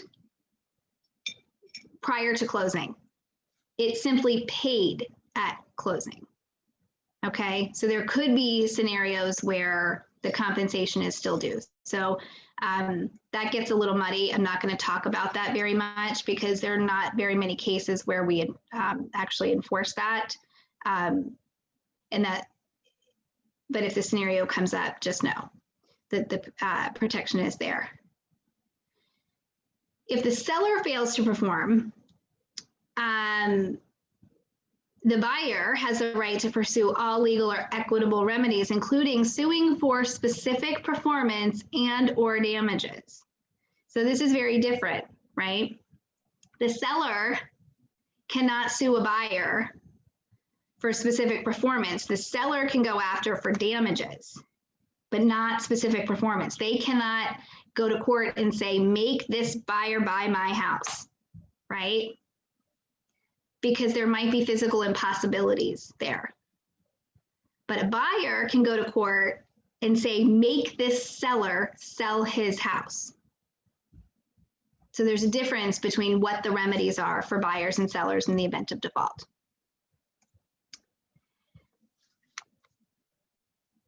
If either the buyer or the seller refuses to execute a release of deposit when requested to do so in writing, and a court finds that the party should have executed the release, the party who refused to do so will pay all of the expenses incurred for that litigation. Okay, what does this really mean in our world? What this means is that sometimes clients are spiteful and they're mad and they are upset that a deal fell apart, right? And they don't want to give the earnest money back. But per the contract, they have to give the earnest money back. So let's say a buyer has a contingency and they have delivered a notice to void, okay? This could happen on home inspection, okay? Buyer sends over their wish list and they go back and forth about whether or not the seller's going to do everything. They can't come to an agreement. They get into buyer election period and the buyer says, you know what, I'm done. I'm voiding, right? Sends notice to void and the release. The contract's dead at that point. The notice to void has been sent. Contract is dead, no longer exists. In order for the deposit to be released from the escrow agent's account, the release of sales contract and earnest money deposit has to be signed, which is a document we're going to review tomorrow. If the seller refuses to sign so that the buyer can have their money back, when the buyer rightfully canceled the contract because of one of their contingencies, this is when the seller can be held liable, right? It says that they will sign. Other disclosures, buyer and seller should carefully read the contract, right, about these specific items. In addition to everything else in the contract, seek legal advice, etc. Okay, property condition. It's talking about the there are warranty programs that can cover certain things, but the buyer is not advising the parties to certain issues. When it comes to like flood zone, zoning, subdivisions, polybutylene pipes, underground storage tanks, etc. It's reiterating things about financing, right? Just a reminder, mortgage rates vary with financial institutions. They can change every day. That the broker has been retained solely as a real estate agent and not one of these other service providers, okay? Property taxes, it's just an alert that your property taxes can change after closing. We have no control over that. Property insurance is typically a responsibility of the buyer to get because it's a requirement of the lender. So it's reminding of that. Title insurance, there is some information in here about title insurance, but again, that's the title company who is issuing that policy, so they can give more information, but it does give a little bit of basic information. And so it says that, you know, it protects the clients from someone coming with mechanics liens or claims on ownership that would affect the buyer's ability to have free and clear title. So it's, I mean, it's not a problem until it's a problem. And obviously, when we go through purchases as a buyer and as a title company, the title company is doing their due diligence, right? And looking for any red flags. They're not going to issue a title insurance policy if they know that there's a problem, right? They're going to fix it. So this is one of those scenarios that you have the insurance because of something that could come up that no one knew about, right? Something that could come up later. Assignability is just talking about how the contract cannot be assigned without written consent of buyer and seller. That means that you cannot change the names of the buyer and seller without written consent, essentially, is what that means. It's not exactly, but it's essentially what that means. Shannon, really quick, Yes. you go back to the title insurance. If a seller, excuse me, if a buyer gets a tax bill that the seller should have paid after closing, does title insurance cover that? A tax bill for like county taxes, you mean? Yes, for county taxes, does title insurance cover that? Or does it just that the seller is notified and they end up having to pay it?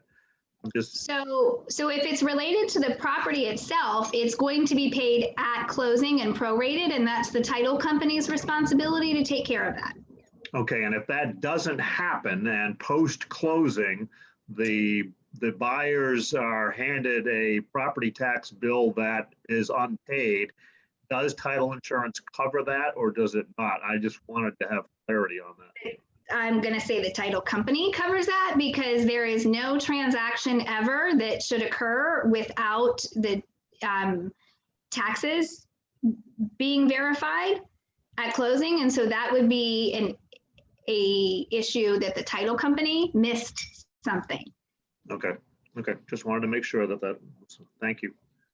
Welcome. Definitions.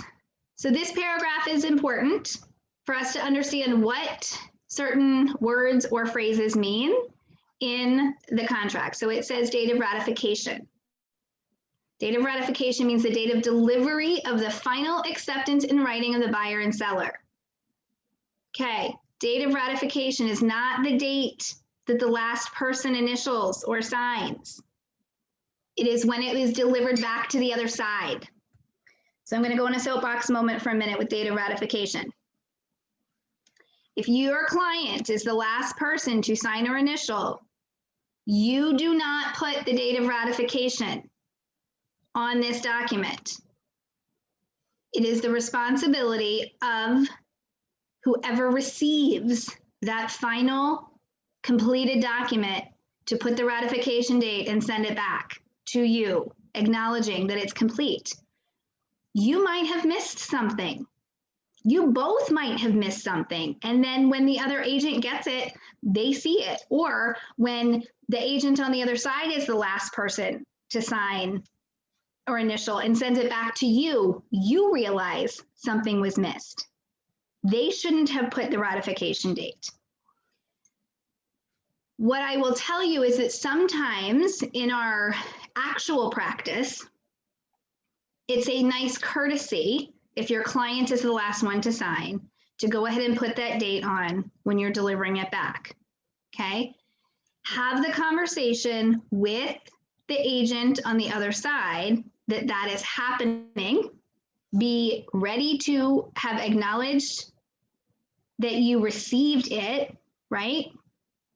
So that everybody's on the same page that this is the ratification date. Simply one side signing the final document is not ratification. Simply because someone puts a date on there does not make it a ratified document. I get to review many documents in a week that are not actually ratified. Okay, so be careful. That is my soapbox moment. Appraisal means written appraisal, obviously from lender. Day or days is calendar days. Unless otherwise specified, okay? So everything we do is based on calendar days. We don't stop because of holidays or weekends, right? A day is a day. All references to time are Eastern time zone because we are in Virginia in the Eastern time zone. All time periods end at 9 p.m. on the day specified, except your HOA statute. That doesn't apply. That's midnight or 11:59 p.m. Okay. Everything else is 9 p.m. So the day of delivery is day 0, right? And then the end of the deadline is 9 p.m. on whatever the deadline day is.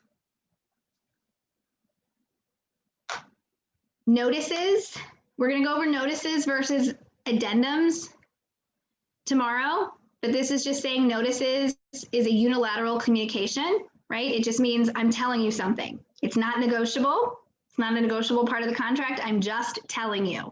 And if you see it with a capital letter, notice, they want you it on a document that's called the notice, right? Buyer and purchaser may be used interchangeably in this contract. Seller subsidy is the credit towards buyer's closing costs and must be disclosed on the settlement statement and approved by the lender. Okay.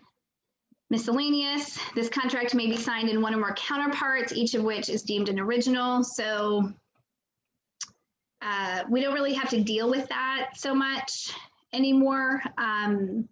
But that would be if you have like 2 different versions of the same contract, but I don't want to confuse you. So don't really pay attention to that paragraph right now. I'd rather everything just be on the same document.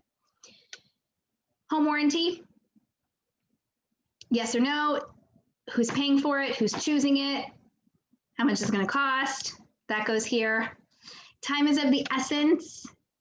There's no specific time that general information has to come back and forth, right? It just says time is of the essence, unless it's a contingency that has a time period, and then it has a time period, right? Otherwise, how long do they have to respond? Well, they have until they respond, right? Real estate licensed parties, if you as the agent or the buyer or seller are related to each other, it has to be disclosed here. It also has to be disclosed if the buyer or seller have an active or inactive license in any jurisdiction, okay? So if you are related to the client in any way, you have to disclose it. So that would be your name here if you're related to them. So in my sister's case, I had to put my name here that I was related. So I put my name that I was an active agent in Virginia and or DC and Maryland, and that I was related to one of the parties in the transaction. Okay. Shannon? Yes. Does that have to be filled in even if you are not the agent involved in the sale? I mean, if you referred it to like if there's a transaction in California and you just referred it, then I don't believe that they would require it. It depends. The reason that this is here is because of the viewpoint that someone who is licensed or is closely related has an upper hand to someone in the general public who is not licensed or not related to a licensed party. Yeah, example, relatives in Pennsylvania, and they're referred to an agent in Pennsylvania. Should they be reporting that information about me on their contracts, if that's required there? I don't know if it is. No, because you have nothing to do with Pennsylvania. Okay. And you're not any part of their transaction. Okay. Now, I did go above and beyond when my in-laws sold their property because I had started advising them. They were in Virginia though, and I had started advising them prior to me convincing them to let me get them an agent where they were. And so I asked them to disclose it, but I don't believe it was actually necessary because I wasn't part of the transaction. Additions, this is where we mark the additional forms that are part of the ratified contract. Okay, this is part of your offer. This is what would become part of the ratified contract. In command, I just want to say that when I ask for the fully ratified contract, I'm asking for this document, your residential sales contract, plus anything that you have marked yes to on this page. At a minimum, it will be this document in your residential property disclosure statement. So you are going to write yes or no on whether something is attached. These are the most common documents that would be attached. If you have, if you're doing a deal with someone in one of our market centers, the disclosure of designated agents would be marked here in the other section. You would say yes, and you would put designated agent disclosure. Okay. Same as escalation. If you have an escalation addendum, you would put yes in other, and you would put escalation addendum or disclosure of unrepresented parties, right? Whatever it is that you have that's not already listed in here. And we need to have yes or no checked. Other terms, I beg of you to not write additional terms unless you have spoken to me first, because you may have additional terms that are covered somewhere else, and then you could have some confusion. If you write something here, writing that an offer expires at a certain time is not binding, so just don't write it. It's not binding.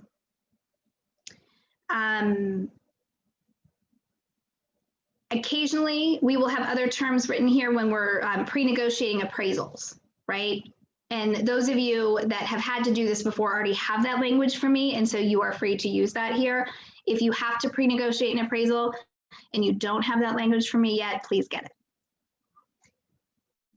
All right, scrolling to the end of this document, listing brokerage information and cooperating brokerage information. This, if they have done the optional information sheet, you would have all of the listing brokerage information to put on here.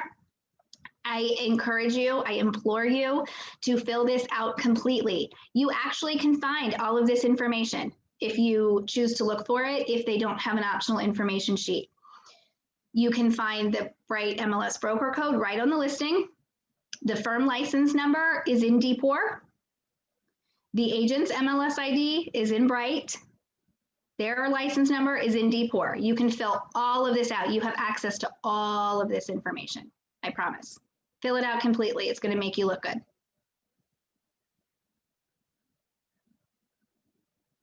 Okay, time for home inspections. The home inspection and radon contingency addendum has two choices. Either we're asking the seller to allow the buyer to do their inspection and negotiate for repairs, or just decide they're not comfortable and void. Or the second option is they're just going to do the inspection, and if they're uncomfortable, they void. Otherwise, they're going to take the home in as-is condition. Okay, those are the two choices with home inspection. The home inspection contingency with option to negotiate repairs or void. If they're choosing this, your client would initial up here and not down here. You're only initialing hash marks with your clients for the paragraphs that they want to invoke into the contract. So what this section A says is that until 9 p.m., blank number of days after ratification, the buyer can bring in their home inspector, do a home inspection, get the report, and send a wish list to the seller with the full copy of the report asking for repairs. That's option one. Or option two is delivering a full copy of the report and a notice voiding the contract because they're not comfortable and they don't even want to ask for repairs. So in this number here, depends on how you're negotiating. We're tight right now. It might be 5 days, could be 7 days, could be 10 days. I'm not really seeing anything ever more than 10 days after ratification. So you have until 9 p.m., 10 days after ratification, to deliver that full home inspection report with your buyer's wish list. Okay? An entire copy of the report and notice to void is your other option within those 10 days. That's it. Okay? That's all this says. Section B is the negotiation period. I like 5 in here. I think 5 is a good number to negotiate if you're asking, if you think there's going to be a lot of things, right? Because that gives time to call to get estimates and decide, you know, do some investigating, whatever, right? 5 is a good number. I wouldn't do less than 5. The negotiation period kicks in as soon as that wish list is delivered. So if you have a 10-day contingency up top and your wish list is delivered on day 6, day 6 then from up top becomes day 0 of your negotiation period. Okay, as soon as that wish list is delivered from section A, you then move into the negotiation period, right? So delivery of the document activates negotiation period and you are on day 0. So you have until 9 p.m., 5 days after buyer's delivery of the appropriate documents from section A to negotiate and have everyone agree and sign the inspection contingency removal addendum, that they've come to an agreement on what repairs will be done. Let's say you don't come to an agreement by 9 p.m. on that 5th day or whatever day you have. You then enter the buyer's election period.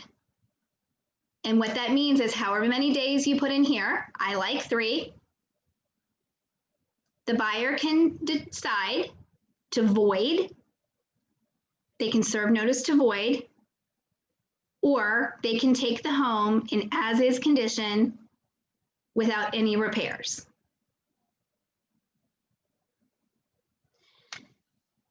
So if the buyer decided to send their wish list in section A to negotiate, during this negotiation period, they may not decide to void just because they don't like how the negotiations are going.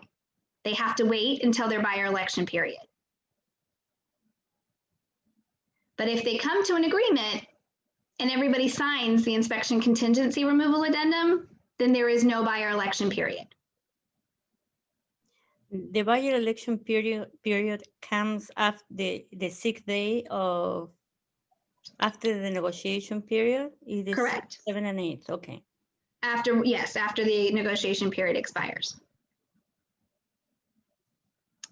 Now, the home inspection with option to void only means they have blank number of days. So let's use 10 days again to do the inspection and either deliver the notice to void with the full copy of report in that 10 days, or they just take the property in that condition.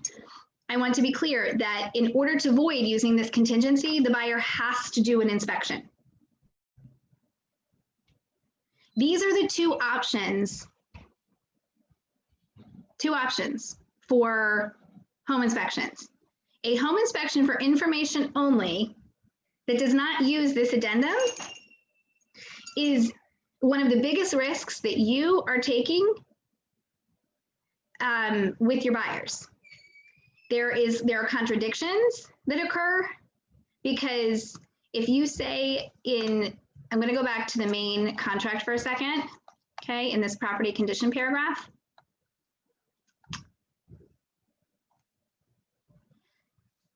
If you're not doing a home inspection, right, you would be saying date of offer and that the buyer waives the opportunity to make the contract contingent on a home inspection. So there's no home inspection addendum, but then you're saying, but I want to do an inspection. So it really is contingent on me doing an inspection because I want to get in. So you have to let me in to do a home inspection. The other thing I see is that they say the contract is contingent on a home inspection, but then they put down here in the other terms that it's for information only. But back in that paragraph 10, it says that the addendum has to be attached. So which is it, right? So we need to be using the documents and verbiage that we are provided. And these are the two choices right now, okay? What I am going to tell you is that you can adjust and strike out the pre-printed language that gives the buyer the option to void if your client truly does not want to void. If they really just want to do the inspection, we can strike out the appropriate language on this document, okay? So that they don't actually have the right to void. And if that is what you want to do, then I will help you do that to strike out the language and have your client's initial, okay? But I would like this document used. I would like it to flow through properly from the contract for many reasons, including the fact that the inspector has to be licensed and insured through the state of Virginia when you use these documents. It's not the buyer's brother-in-law that's just handy, right? Or the buyer themselves that thinks they know everything. It puts you guys in a lot of risk if you don't follow these, okay? There are gray areas, and I'm happy to help you find them. I just need you to come to me and let me help you find them so that we can set everybody's expectations properly. Okay, I want you to win the deals. I want your offers to be strongest. I really do, right? That's our goal. But I want to do it in such a way that everybody's protected. Radon inspection. So if your client's going to do a radon inspection, this is the same thing. You have blank number of days, right, to deliver the report to the seller side. This is reminding the seller side, though, of the guidelines that the windows have to remain shut, the doors have to remain shut. The exhaust fans and smaller fans cannot be used if they're near the device. If the radon report confirms the presence of radon equals or exceeds the action level established by the EPA, which is 4.0, just so you guys know, it's 4.0. An entire copy of the report and an addendum asking the seller to remediate gets delivered, or the report and a notice to void. If the numbers come in below 4.0, that is not negotiable in this contract as far as the contingency is concerned. Okay? And this is the same negotiation and buyer election period that we saw earlier on. Questions on home inspection? Yes, Shannon, I have a question. When would it be in the buyer's best interest to not void a contract upon a home inspection? In almost all cases, they wouldn't void on a home inspection. If they're looking at the home appropriately when they are, before they make the offer, right? Okay. So, all right, so let's go back for a second. I told you guys that I was going to tell you what a home inspection is for, and I didn't do that. So that reminded me. The purpose of a home inspection is to determine condition of the property that you could not know prior to making the offer. It is to check systems to see if they are functioning in a way other than what your buyer knew prior to making the offer. It is to look for safety issues. It is to teach your buyer how to love and use the home and maintain the home, okay? So our contract is set up such that it's very vague on what can be asked for. If you tell your buyer up front that the purpose of the home inspection is to look for things that we didn't know about before we made the offer, and that we will only ask for things that we didn't know about that were safety issues that could cause damage to the home while the homeowner still owns it, or our systems that are not working that were advertised to be in working order, you will not have any issues. And a lot of times there are minor things that will come up on the home inspections, right? They're not buying brand new homes. They're buying used homes. They're buying lived-in homes. It's not meant to come up with a list of every deficiency and have the seller remedy every deficiency. It's to determine if the home is in a different condition than what the expectation was, right? So I give an example of a buyer walking up a driveway that has a crack in it. And the buyer walked up the driveway to go see the home, and then they walked down the driveway when they got in their car, right? And then on the home inspection, the inspector noted the crack in the driveway. That's not something that should go on the inspection contingency removal as part of the wish list, because the buyer knew there was a crack in the driveway when they made the offer, and they should have made the offer based on that. Same thing with a roof or window age or HVAC age. The purpose of the home inspection is not to give the buyers an opportunity to negotiate for upgrades. It is to determine whether there is truly something that needs repair, not to negotiate for upgrades. So the purpose of a home inspection is simply that, just to see if there's something that needs repair. And in almost all cases,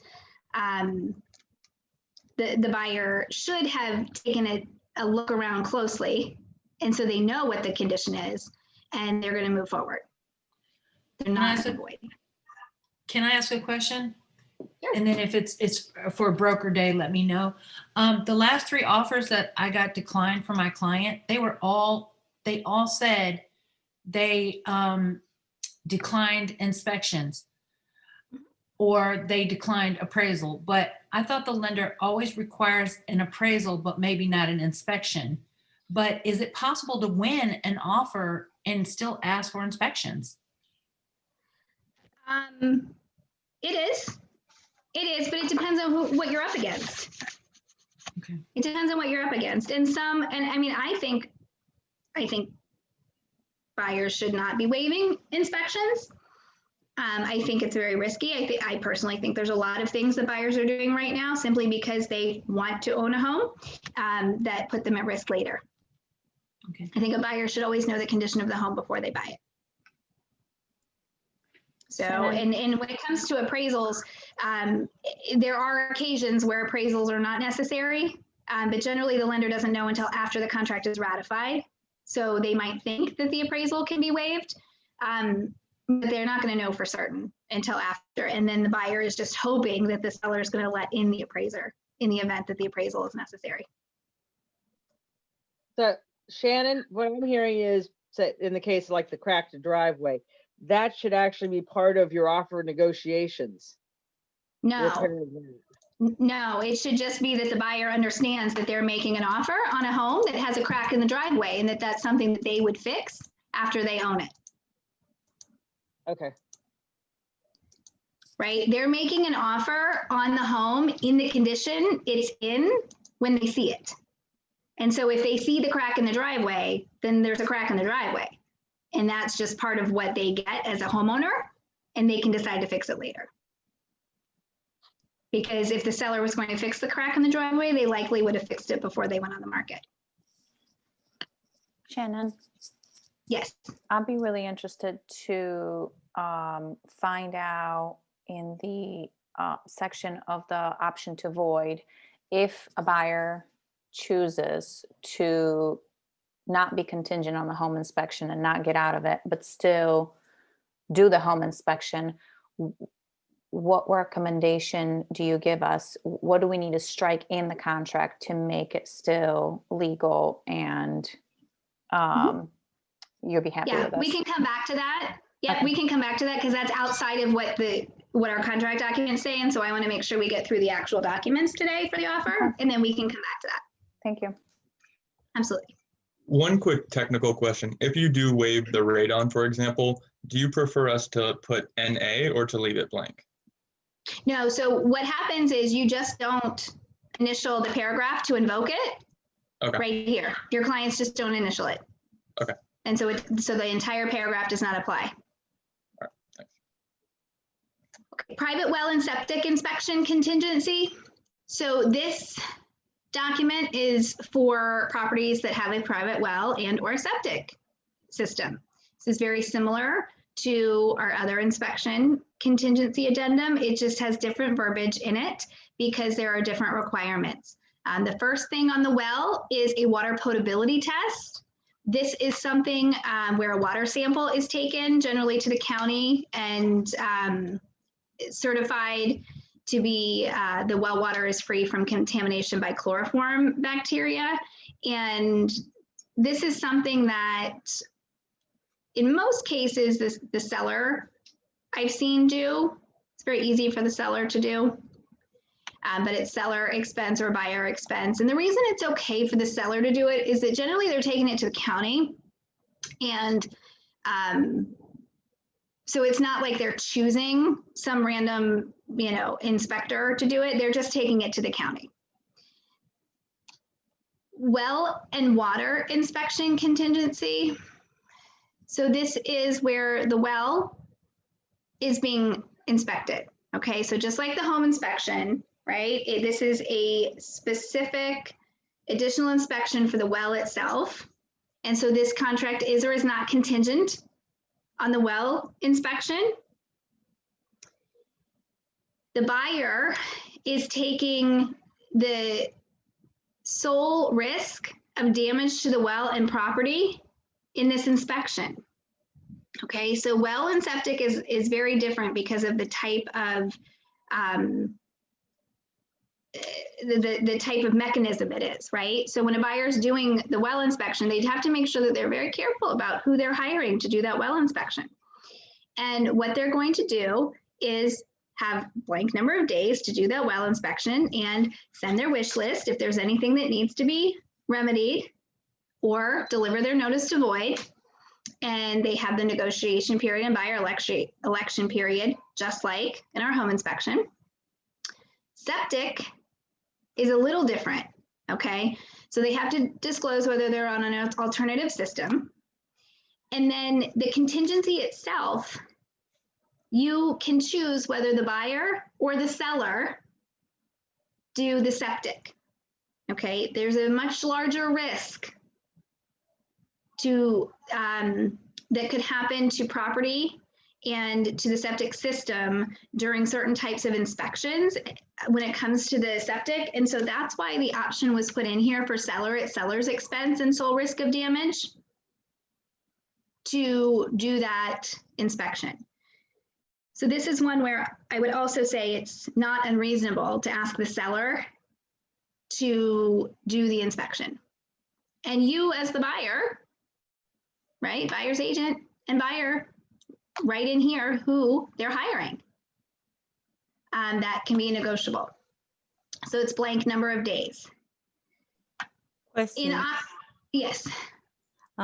If that's the case, that because you know the septic is very expensive when they have to go in very deep in, if they really want to do the inspection, and sometimes seller doesn't want to do that. So my question is, if the seller is willing to provide all the papers that prove that this has been checked by the county, do you think that that is enough to just proceed with the transaction? So I can't make that decision. That's up to your buyer and how much your buyer knows about septic systems and what the information says. We can't make that decision. That's up to our buyers based on the information provided. So when we get to section 2, where it says if the option for the seller to conduct the inspection is chosen, it's saying in here that they have to deliver the report to our clients a certain number of days prior to the expiration up here, right? Because our clients have to have the opportunity to review the report and decide whether they're going to send a wish list or not, right? So if we put in here 21 days, right? Septic is generally a longer inspection period. So if we put 21 days in here, and we say the seller is going to do it, the seller can't just deliver to us on day 21 at 5 o'clock and give our clients 4 hours to decide whether they want to send over a wish list, right? If we put in a reasonable number of days here. So if we put that we have a 21-day contingency, we can put that the seller has to deliver no less than 3 days prior to the end of that contingency so that our client has time to review the documents and decide whether they want to send over a wish list. If the buyer's doing it at the buyer's expense, then paragraph 2 does not apply. Section 3 talks about what type of septic inspection is going to happen. So a basic septic inspection has to include a walkover visual inspection and probing of the drain field. If it's conventional and just a visual inspection of the alternative treatment unit, if it's an alternative system. You can additionally ask for pumping and inspection of all treatment tanks and excavation, if necessary, of the distribution boxes to test the pumps and controls to make sure that they're functioning properly. This is where older systems, there's a risk of damage if you're excavating the distribution boxes. So be aware of that when you are putting this together. If it's an older system and the buyer is taking a buyer's expense, if when they remove the distribution box, something breaks, the buyer is going to have to make sure that it's in working order for the seller, should the buyer not be moving forward. Okay, and then we have negotiation period and buyer election, just like we previously saw. So the nice thing about our documents is they've tried to bring them up to to a consistent standard, right? So that everything looks the same, the expectations are the same, unless there is a part of it where it can't be exactly the same. And then they have to add specifics, just like we saw with the well and septic. Now we have our financing contingency addendums. So this is going to be quick for us to go through the 4 financing contingency addendums. I don't want to spend too much time here because we talked a lot about these already when we started with page 1 of the residential sales contract. What goes in the specified financing section has to do with their type of and interest rate. So what you fill out here is that they're going to likely obtain a fixed rate mortgage. Some people get adjustable rate mortgages, but in most cases, our clients right now, because the rates are so low, they're obtaining a fixed rate mortgage amortized over 30 years, and the interest rate is not going to exceed blank. Okay, so when you're talking to the lender, they're going to have a lender letter that likely has an interest rate, and they're going to say this is what the interest rate is today. What I need you to understand is that the interest rates change daily and sometimes multiple times a day. So the interest rate might not be that at the time you ratify and at the time that they apply for their mortgage. So what I'm going to suggest is that you find out from the lender a rate that is slightly above where they're talking now and make sure that they're qualified for that. And that's the number you put here. Not very high above, but slightly above. So if they are talking about a 3% interest rate right now, check with the lender and see if they're approved for 3.25. Okay. Interest rate lock, is that something that would apply here or not apply here, or? Not yet, not in the offer. They can't lock until they're ratified. Check. So 0.25% is a pretty high jump, right? So that should protect you. And that what that means is that the buyer is still locked into purchase at a rate at 3.25 and below. Okay. If there's no second trust, you're not going to fill in anything there. The alternative financing paragraph talks about how the buyers can change their financing without the permission of the seller at any time, and it's fine. They just lose their protection under this financing contingency. So now we get to page 2 where we have 2 choices. We have automatic extension and automatic expiration of the financing contingency. So on our old financing contingencies, we only had one choice, and it automatically extended until the demand for financing to be removed came in or the written commitment letter was delivered. So I want to explain what this contingency says. It says that until 9 p.m., blank number of days after ratification, the buyer has a chance to get their loan in order. Okay, it's giving a certain period of time for them to get through the loan process. And as a buyer side, we want them to be clear to close by the time they get to this day. From a seller side, they don't care. They just want a conditional commitment because that's what it says, that the buyer will deliver a conditional commitment letter. Well, conditions, right, are still items that are outstanding to get them to the clear to close. It means they're not final approved to get to the closing table. So the number of days that I suggest a buyer's agent put here is a couple of days prior to closing. So if you're a 30-day close, I am not going to suggest you put anything less than 21 days here. I'm even going to suggest maybe you put 24 days, right? See if you can swing that. This contingency is going to automatically continue until a conditional commitment letter is delivered. So don't deliver a conditional commitment letter that lists all the conditions that are still outstanding, because that removes the contingency. Or at the end of the number of days that's in this paragraph, the seller side can deliver a notice to your buyer that says, hey, we gave you your time's up. You have 3 days where we're going to let you void the contract because we don't think you can do it. We don't think you can get to the table. So within those 3 days, you can void the contract. And at the end of the 3 days, if you don't void, then your contingency is automatically up. Which means that you lose your deposit?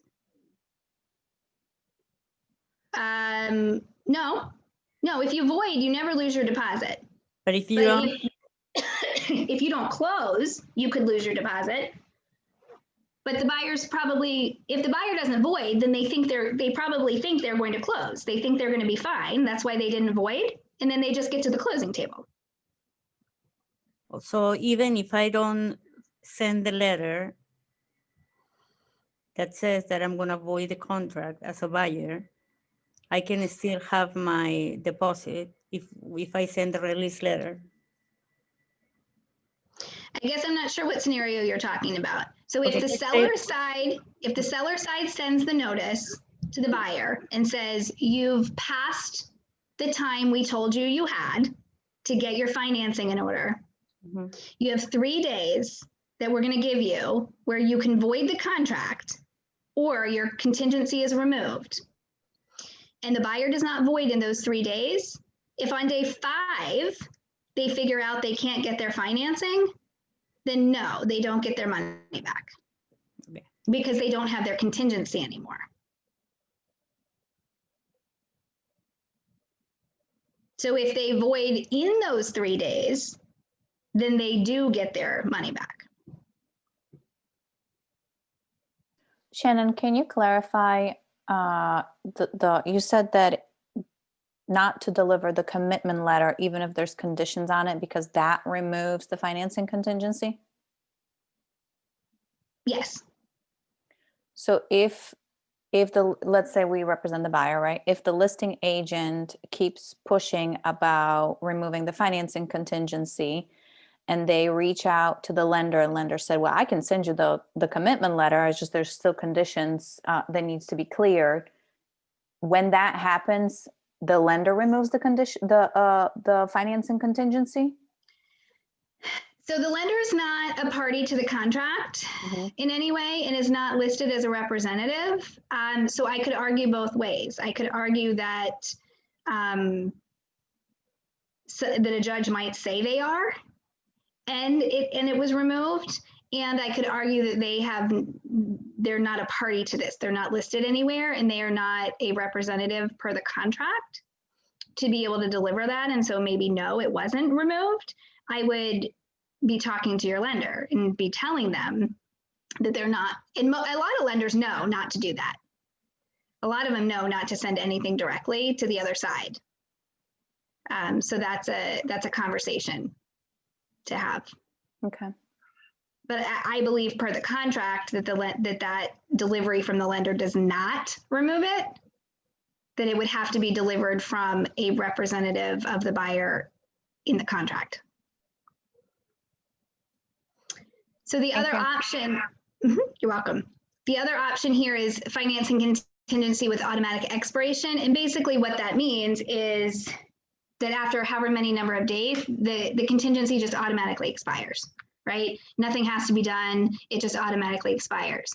Now, on automatic extension, if no one forces the contingency to be removed, so that 3 days isn't forced, if the conditional commitment isn't delivered, that contingency goes up until the date of settlement. So the buyer could get declined on the day of settlement and void. Okay. Appraisal contingency is or is not contingent on the appraisal. So this is in conventional financing where your buyer can say, I'm not going to make it contingent on financing or on the appraisal. I'm contingent on financing, so I still might need an appraisal, right? But I'm not contingent on what the value is that comes in. All right. What they're saying is, if it comes in low, I'm going to pay the cash difference. That's what it means when it is or is not contingent on the appraisal. What they're also saying is, if there's something required by the lender per the appraisal, that they'll take care of it. That happens regularly. right now to position purchasers better. They want the financing contingency, but they waive the appraisal. It's because they're offering above the list price. They're not sure where it's going to come in. They tell the seller, look, we're willing to pay this much. We promise to pay this much. We will pay this much. It doesn't matter based on what the lender is going to lend us. We have the cash. Okay. If there is an appraisal contingency, then you have the negotiation period and the buyer election period, just like we had in the inspections. So we have blank number of days here. Put 21 days as your minimum to get the appraisal.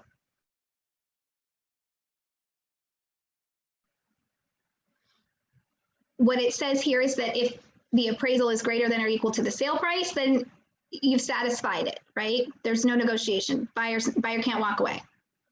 The buyer can elect to proceed without regard to the appraisal value, and they can remove the contingency. If the buyer, if it comes in less than the value, they deliver the appraisal and written notice that they want the value reduced, right? Now, it doesn't have to be reduced all the way to, or they want the sales price reduced to whatever. It doesn't have to go all the way to the appraised value. It can go to something in the middle. It can be negotiated, right? It doesn't have to go all the way if they have the cash difference. And then there's a period of negotiation where the buyers and sellers can decide whether it's going to work, or the buyer can walk away. And this is put in here because there wasn't any time frame before. It was just, we were bound by the time is of the essence paragraph, and time of the essence doesn't say anything. And so then the buyers were hostage by the sellers who were sitting on requests to reduce appraised values, right? So now we actually have contract. How many days do you put on that, Shannon? Just, I know that it depends, but three or 5. I wouldn't put any more than that. I don't think that this is not shocking to most buyers or sellers if the appraisal comes in low. Like, everybody knows, right, where the value is likely to come in, so everybody should be prepared. I don't think you need a lot of time in this. I wouldn't put 1. I think you need more than 1, but 3 or 5, I think is plenty. Can I ask a question? Yes. Okay, I'm sorry, I didn't understand what you said when you said on the appraisal contingency. I can say it's not contingent upon an appraisal because the lender will most likely get an appraisal, but I can still put the number of days, and that would coincide with the finance addendum? No, if it's not contingent on the appraisal, you don't put anything in there. You don't need to put anything in there, but the lender can still require an appraisal, right? Okay. It's just the contract, getting to closing is not contingent on what the results are of that appraisal, is what that paragraph says. Okay, so if the house is 445, and you and I talked about this already, but if it's 445 for sale and it goes under, and my clients are willing to go 25,000 above the appraisal value, I don't have to do the appraisal contingency no matter if the lender requires an appraisal or not. Okay, so that's different. They're not willing to pay any amount. They're only willing to pay a finite amount. And so you do need the appraisal contingency, because what if the difference was 50,000? They're not willing to pay $50,000 difference. So you need the ability for your clients to walk away if it's more than what they've negotiated up front. Okay. I'll ask that again later, but go ahead. Keep. No, that's okay. This is an important one. So when we talk about negotiating the appraisal up front, right? We have, and this is important for FHA and VA, because you can't waive an appraisal contingency on FHA and VA, right? The buyer can say, Mr. and Mrs. Seller, I have $20,000 in cash. I'm willing to pay $20,000 in cash above the appraised value if the appraisal comes in low. not to exceed the ratified contract price. Okay? So if we want to use real numbers here, we can say the offer price is $450,000. Okay? But we think it might only appraise at 440, but we're going to offer 450. And we're going to say, Mr. and Mrs. Seller, my buyer's going to pay up to $20,000 out of pocket in the event of low appraisal. So if the appraised value came in at 430, the lender is going to use 430 as 100% of the value, and they're going to give whatever their percentage is of 430,000. And then the buyer's going to pay an extra 20,000. If it came in at 445, they only have to pay $5,000 out of pocket. Okay. If it came in at 425, then that exceeds that $20,000, and now they have to renegotiate. So the seller can say, it allows the buyer to walk away. It allows the seller to say, fine, we'll reduce the price lower. It gives everybody much more protection, right? But it doesn't require, it still requires the contingency to be there. Because what happens if it's more than the 20,000? And it doesn't, what if the seller can't sell if it appraises for $50,000 lower than your price, right? What if they owe 420 and it appraises at 400? Then they're a short sale and they can't physically sell. So we need to keep that contingency in there when it's not an unlimited amount of money that the buyer is willing to pay to make up the difference. So it's best to just say it is contingent on the appraisal. And then add that verbiage that we worked on in the other terms. Saying, hey, I understand we're contingent, and if there's an issue, we'll take care of this much. Okay. Okay. Lender required repairs. This is just saying that if, as a condition of the loan, that there could be lender required repairs. What this is saying, though, is that the seller is not required to make the repairs. What this is saying is that the buyer has to provide notice to the seller of lender required repairs. The seller can then provide notice back to the buyer on whether or not they will or will not make those repairs. And then the buyer has to have the right to be able to make those repairs. The seller cannot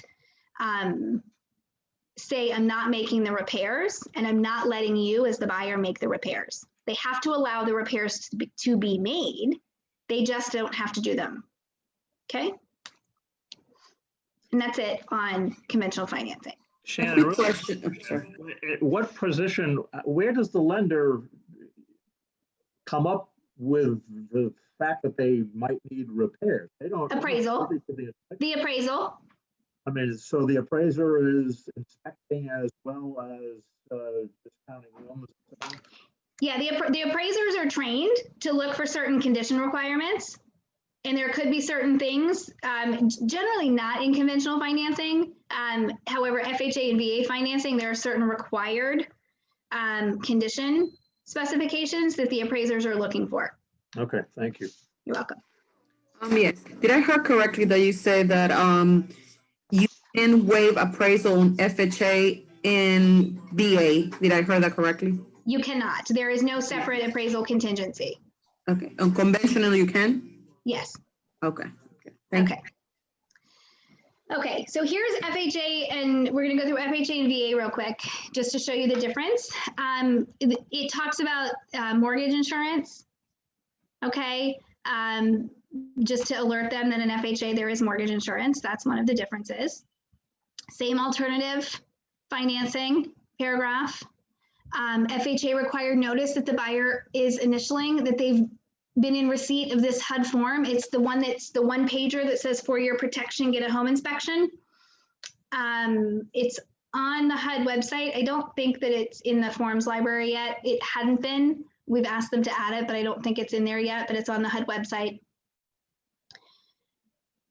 The financing contingency with automatic expiration and automatic extension, they're exactly the same. So your client, you're going to initial which one your client's invoking. Obviously, every buyer wants automatic extension. Every seller wants automatic expiration. I think it's silly that we have the choice, quite frankly, because it's just a game of chicken, you know, who wins, right? Because everybody has a different goal with that.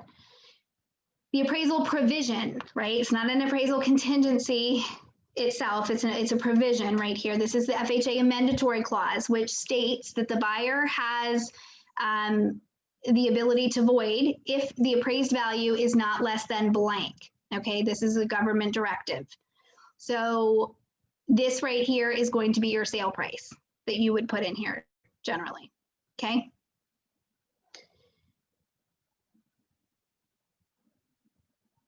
Appraisal contingency procedures. Okay, so what happens if the appraisal comes in low? Well, it's the same as we talked about before, except that the buyer can void.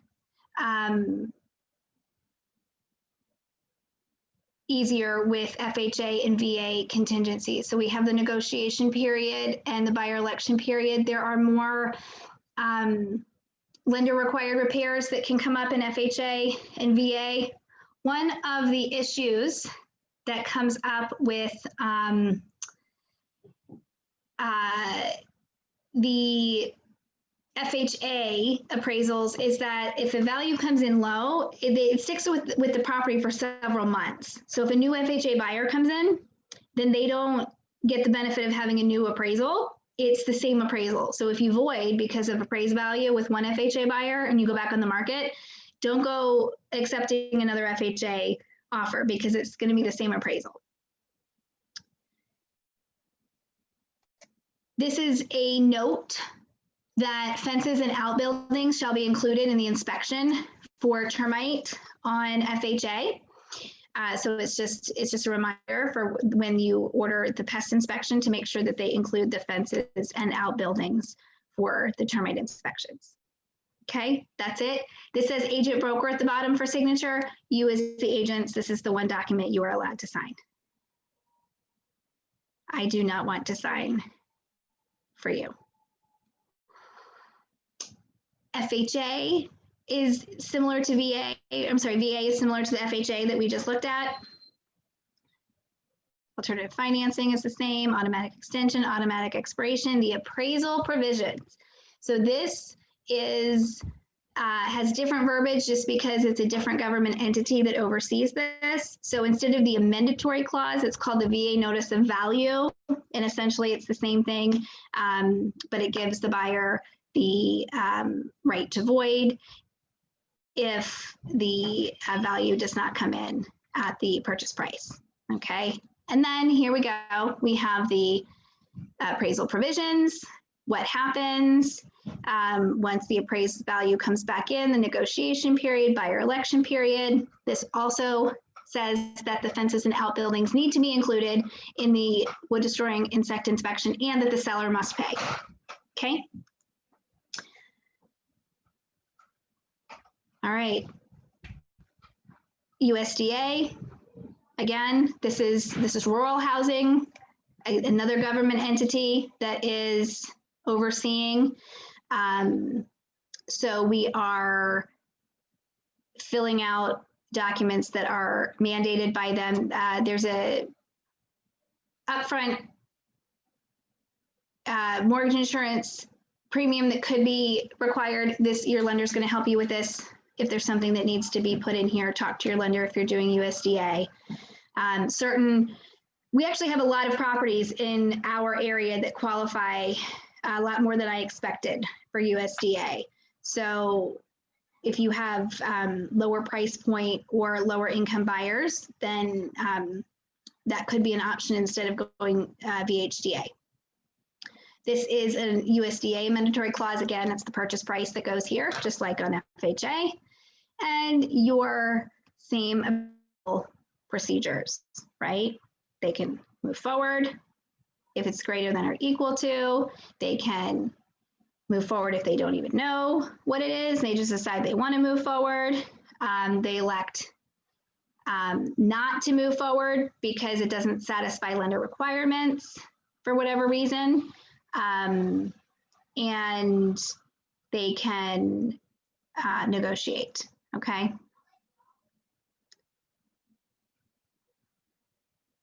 This is an appraisal contingency for cash purchases only, so you don't need to mark up one of the other contingency documents to try to get an appraisal contingency. And if you have a cash purchaser that wants to have an appraisal contingency, this is the document you would use.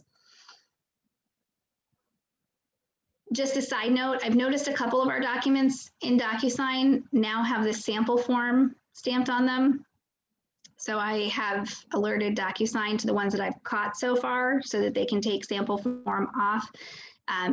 It doesn't hurt anything to use it if it says sample form. Okay, this document, it follows the same, it's the same appraisal contingency that is in conventional financing. Guys, it's noon. We are not finished. So what I'm going to do is let you guys go today. Well, actually, we'll do questions and ahas.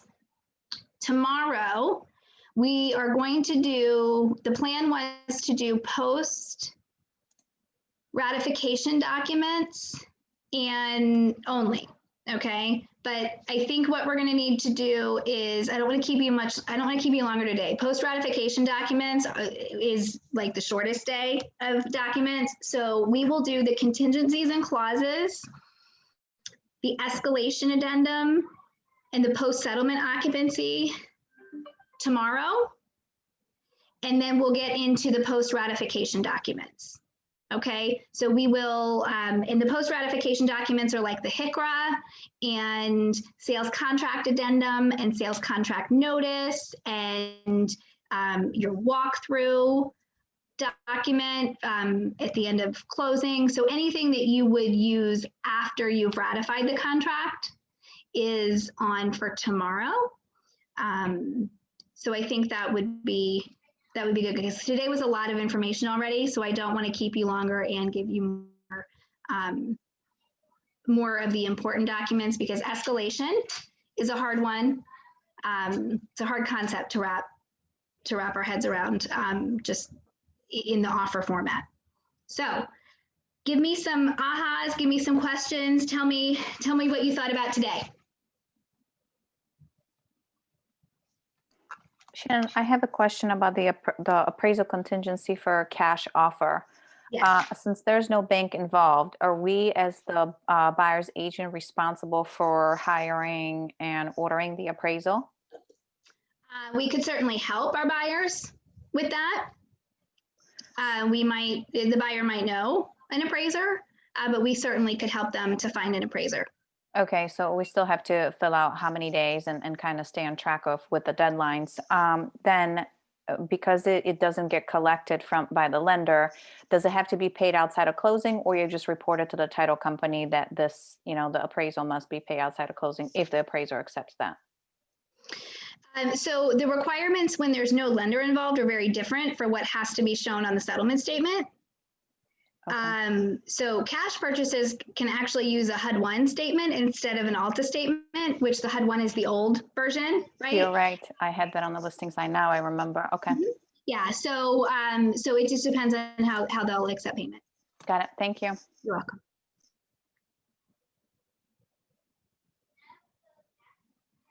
All right. Other questions about today? Was it, for those of you, there's a lot of you in class have prepared offers before. Did you learn anything today on these documents that you didn't know before today? I learn something new every single time. Sherry, I love that you say that because I love that you come to so many of my classes, and the fact that you can learn single time means that we're doing something right with our classes. So thank you for that. Same thing for me. I definitely learned things. Thank you. Thank you, Anya. Again, you come to so many of the classes, and that tells me we're in the right direction with these. Since there's Go ahead. Oh, I was just going to say, yeah, especially after writing 3 offers back to back, I kept thinking, why are these people waiving all these contingencies when some of them are required? And just because I have an FHA loan doesn't mean I'm not going to get an offer accepted. I feel that I have a leg up now that I understand the contingencies more. Excellent. Thank you. I appreciate the explanation of the purpose of the home inspection, to be able to explain that to your buyers, so they're a little bit more seasoned or knowledgeable about what that is actually supposed to do and what they should be looking for when they actually go through a showing on a property, and what they should expect to be remedied if something does come up in the home inspection.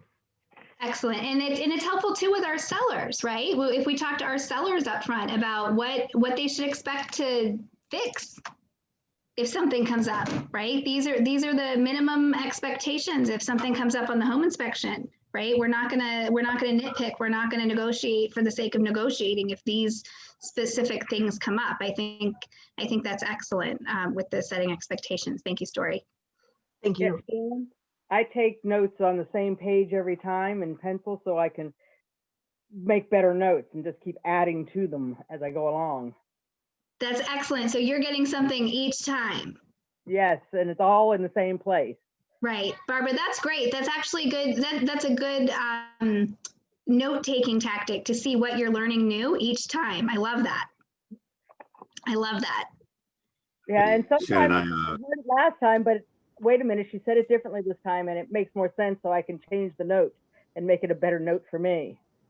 Yeah, and that does happen, right? Where you are in a different spot in your business or just in your day or in your world where you can hear something in a different way, or it makes more sense because of some experience that you had.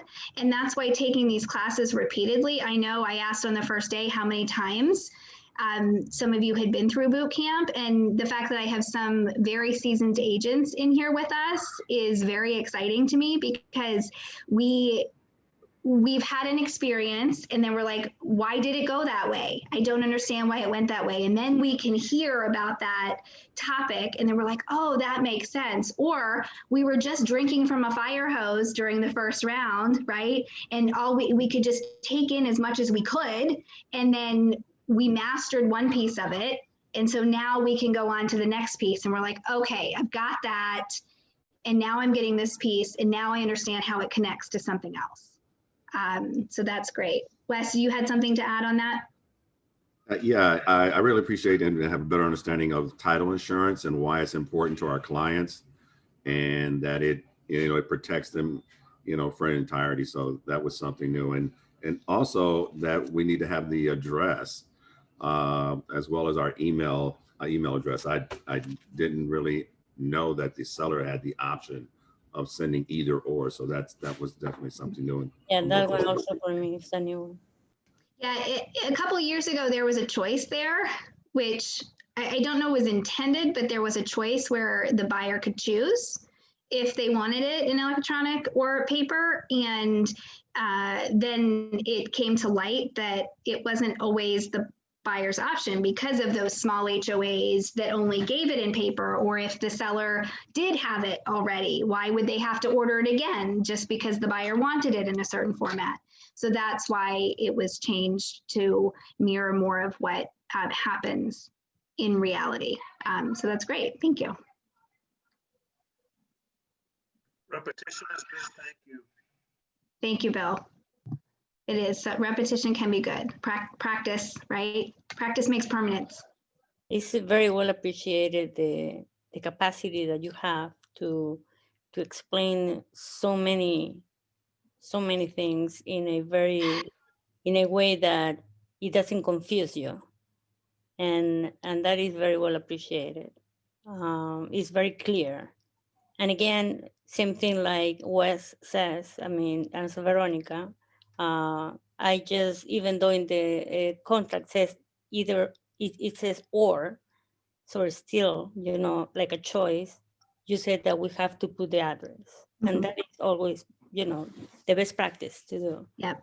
Yeah, knowing the context from it, right? Why it says or. Yep, absolutely. So we all learned that we did always wrong. Yeah. Well, and so you know what, Veronica, that it's so funny because especially when we get into habits, right? Habits are hard to break, and we've always done it a certain way. So we're always going to do it a certain way. Or if we're used to the documents saying or asking for a certain thing, we just think that's what it says, right? And so as our forms change regularly, or we've had a bad habit, right? And we don't really maybe know why we've had the bad habit. That's just what we were told by somebody at some point. And so we just did it, not knowing why. Yeah, absolutely. So it's these types of classes are important. And I know that we've gone over a little bit in time each day with the new format, and yet those of you that have taken time to ask me questions outside of this class, who've gotten to know me over the years that we've been together, know that I'm a why person, right? I want to know why we're doing things because that helps me to understand. I don't like to just give answers. I want to explain.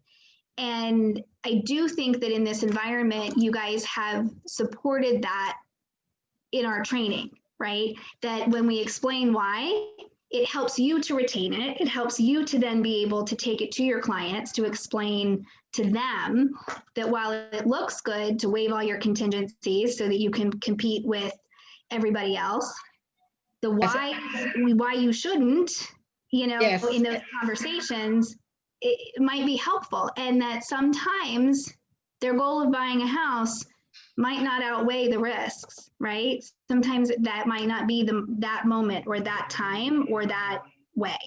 Yeah, especially for us that English is a second language. So, you know, I talk for other people too. Sometimes or few words, it can change all the means of the paragraph. So it helps us to understand, because how we can explain to the client if we do not understand. That's right. So that's exactly thanks right. to have a patient with us that, you know, as we ask a little bit more, but yes, thanks for the patience. Yes. Well, thank you. And thanks for allowing me to move on when sometimes we need to move on and revisit it later. Okay, guys, it is 12:11. You said to me, you said to me, both, you know, write all the information. Yes. I have here the point. One day I'm going to ask you. Yes. We will Don't schedule forget. time. We will schedule one-on-one, and I will get all of your questions clarified. Perfect. Thank you. So I'm going to see you guys tomorrow at 9 a.m. Thank you so much. Thank you, Shannon. Sounds great. Thank you. Great help on contingencies for me. Contingency. Thank you, Shannon. Have a good one. You too. Have a good one. Bye. Thank you.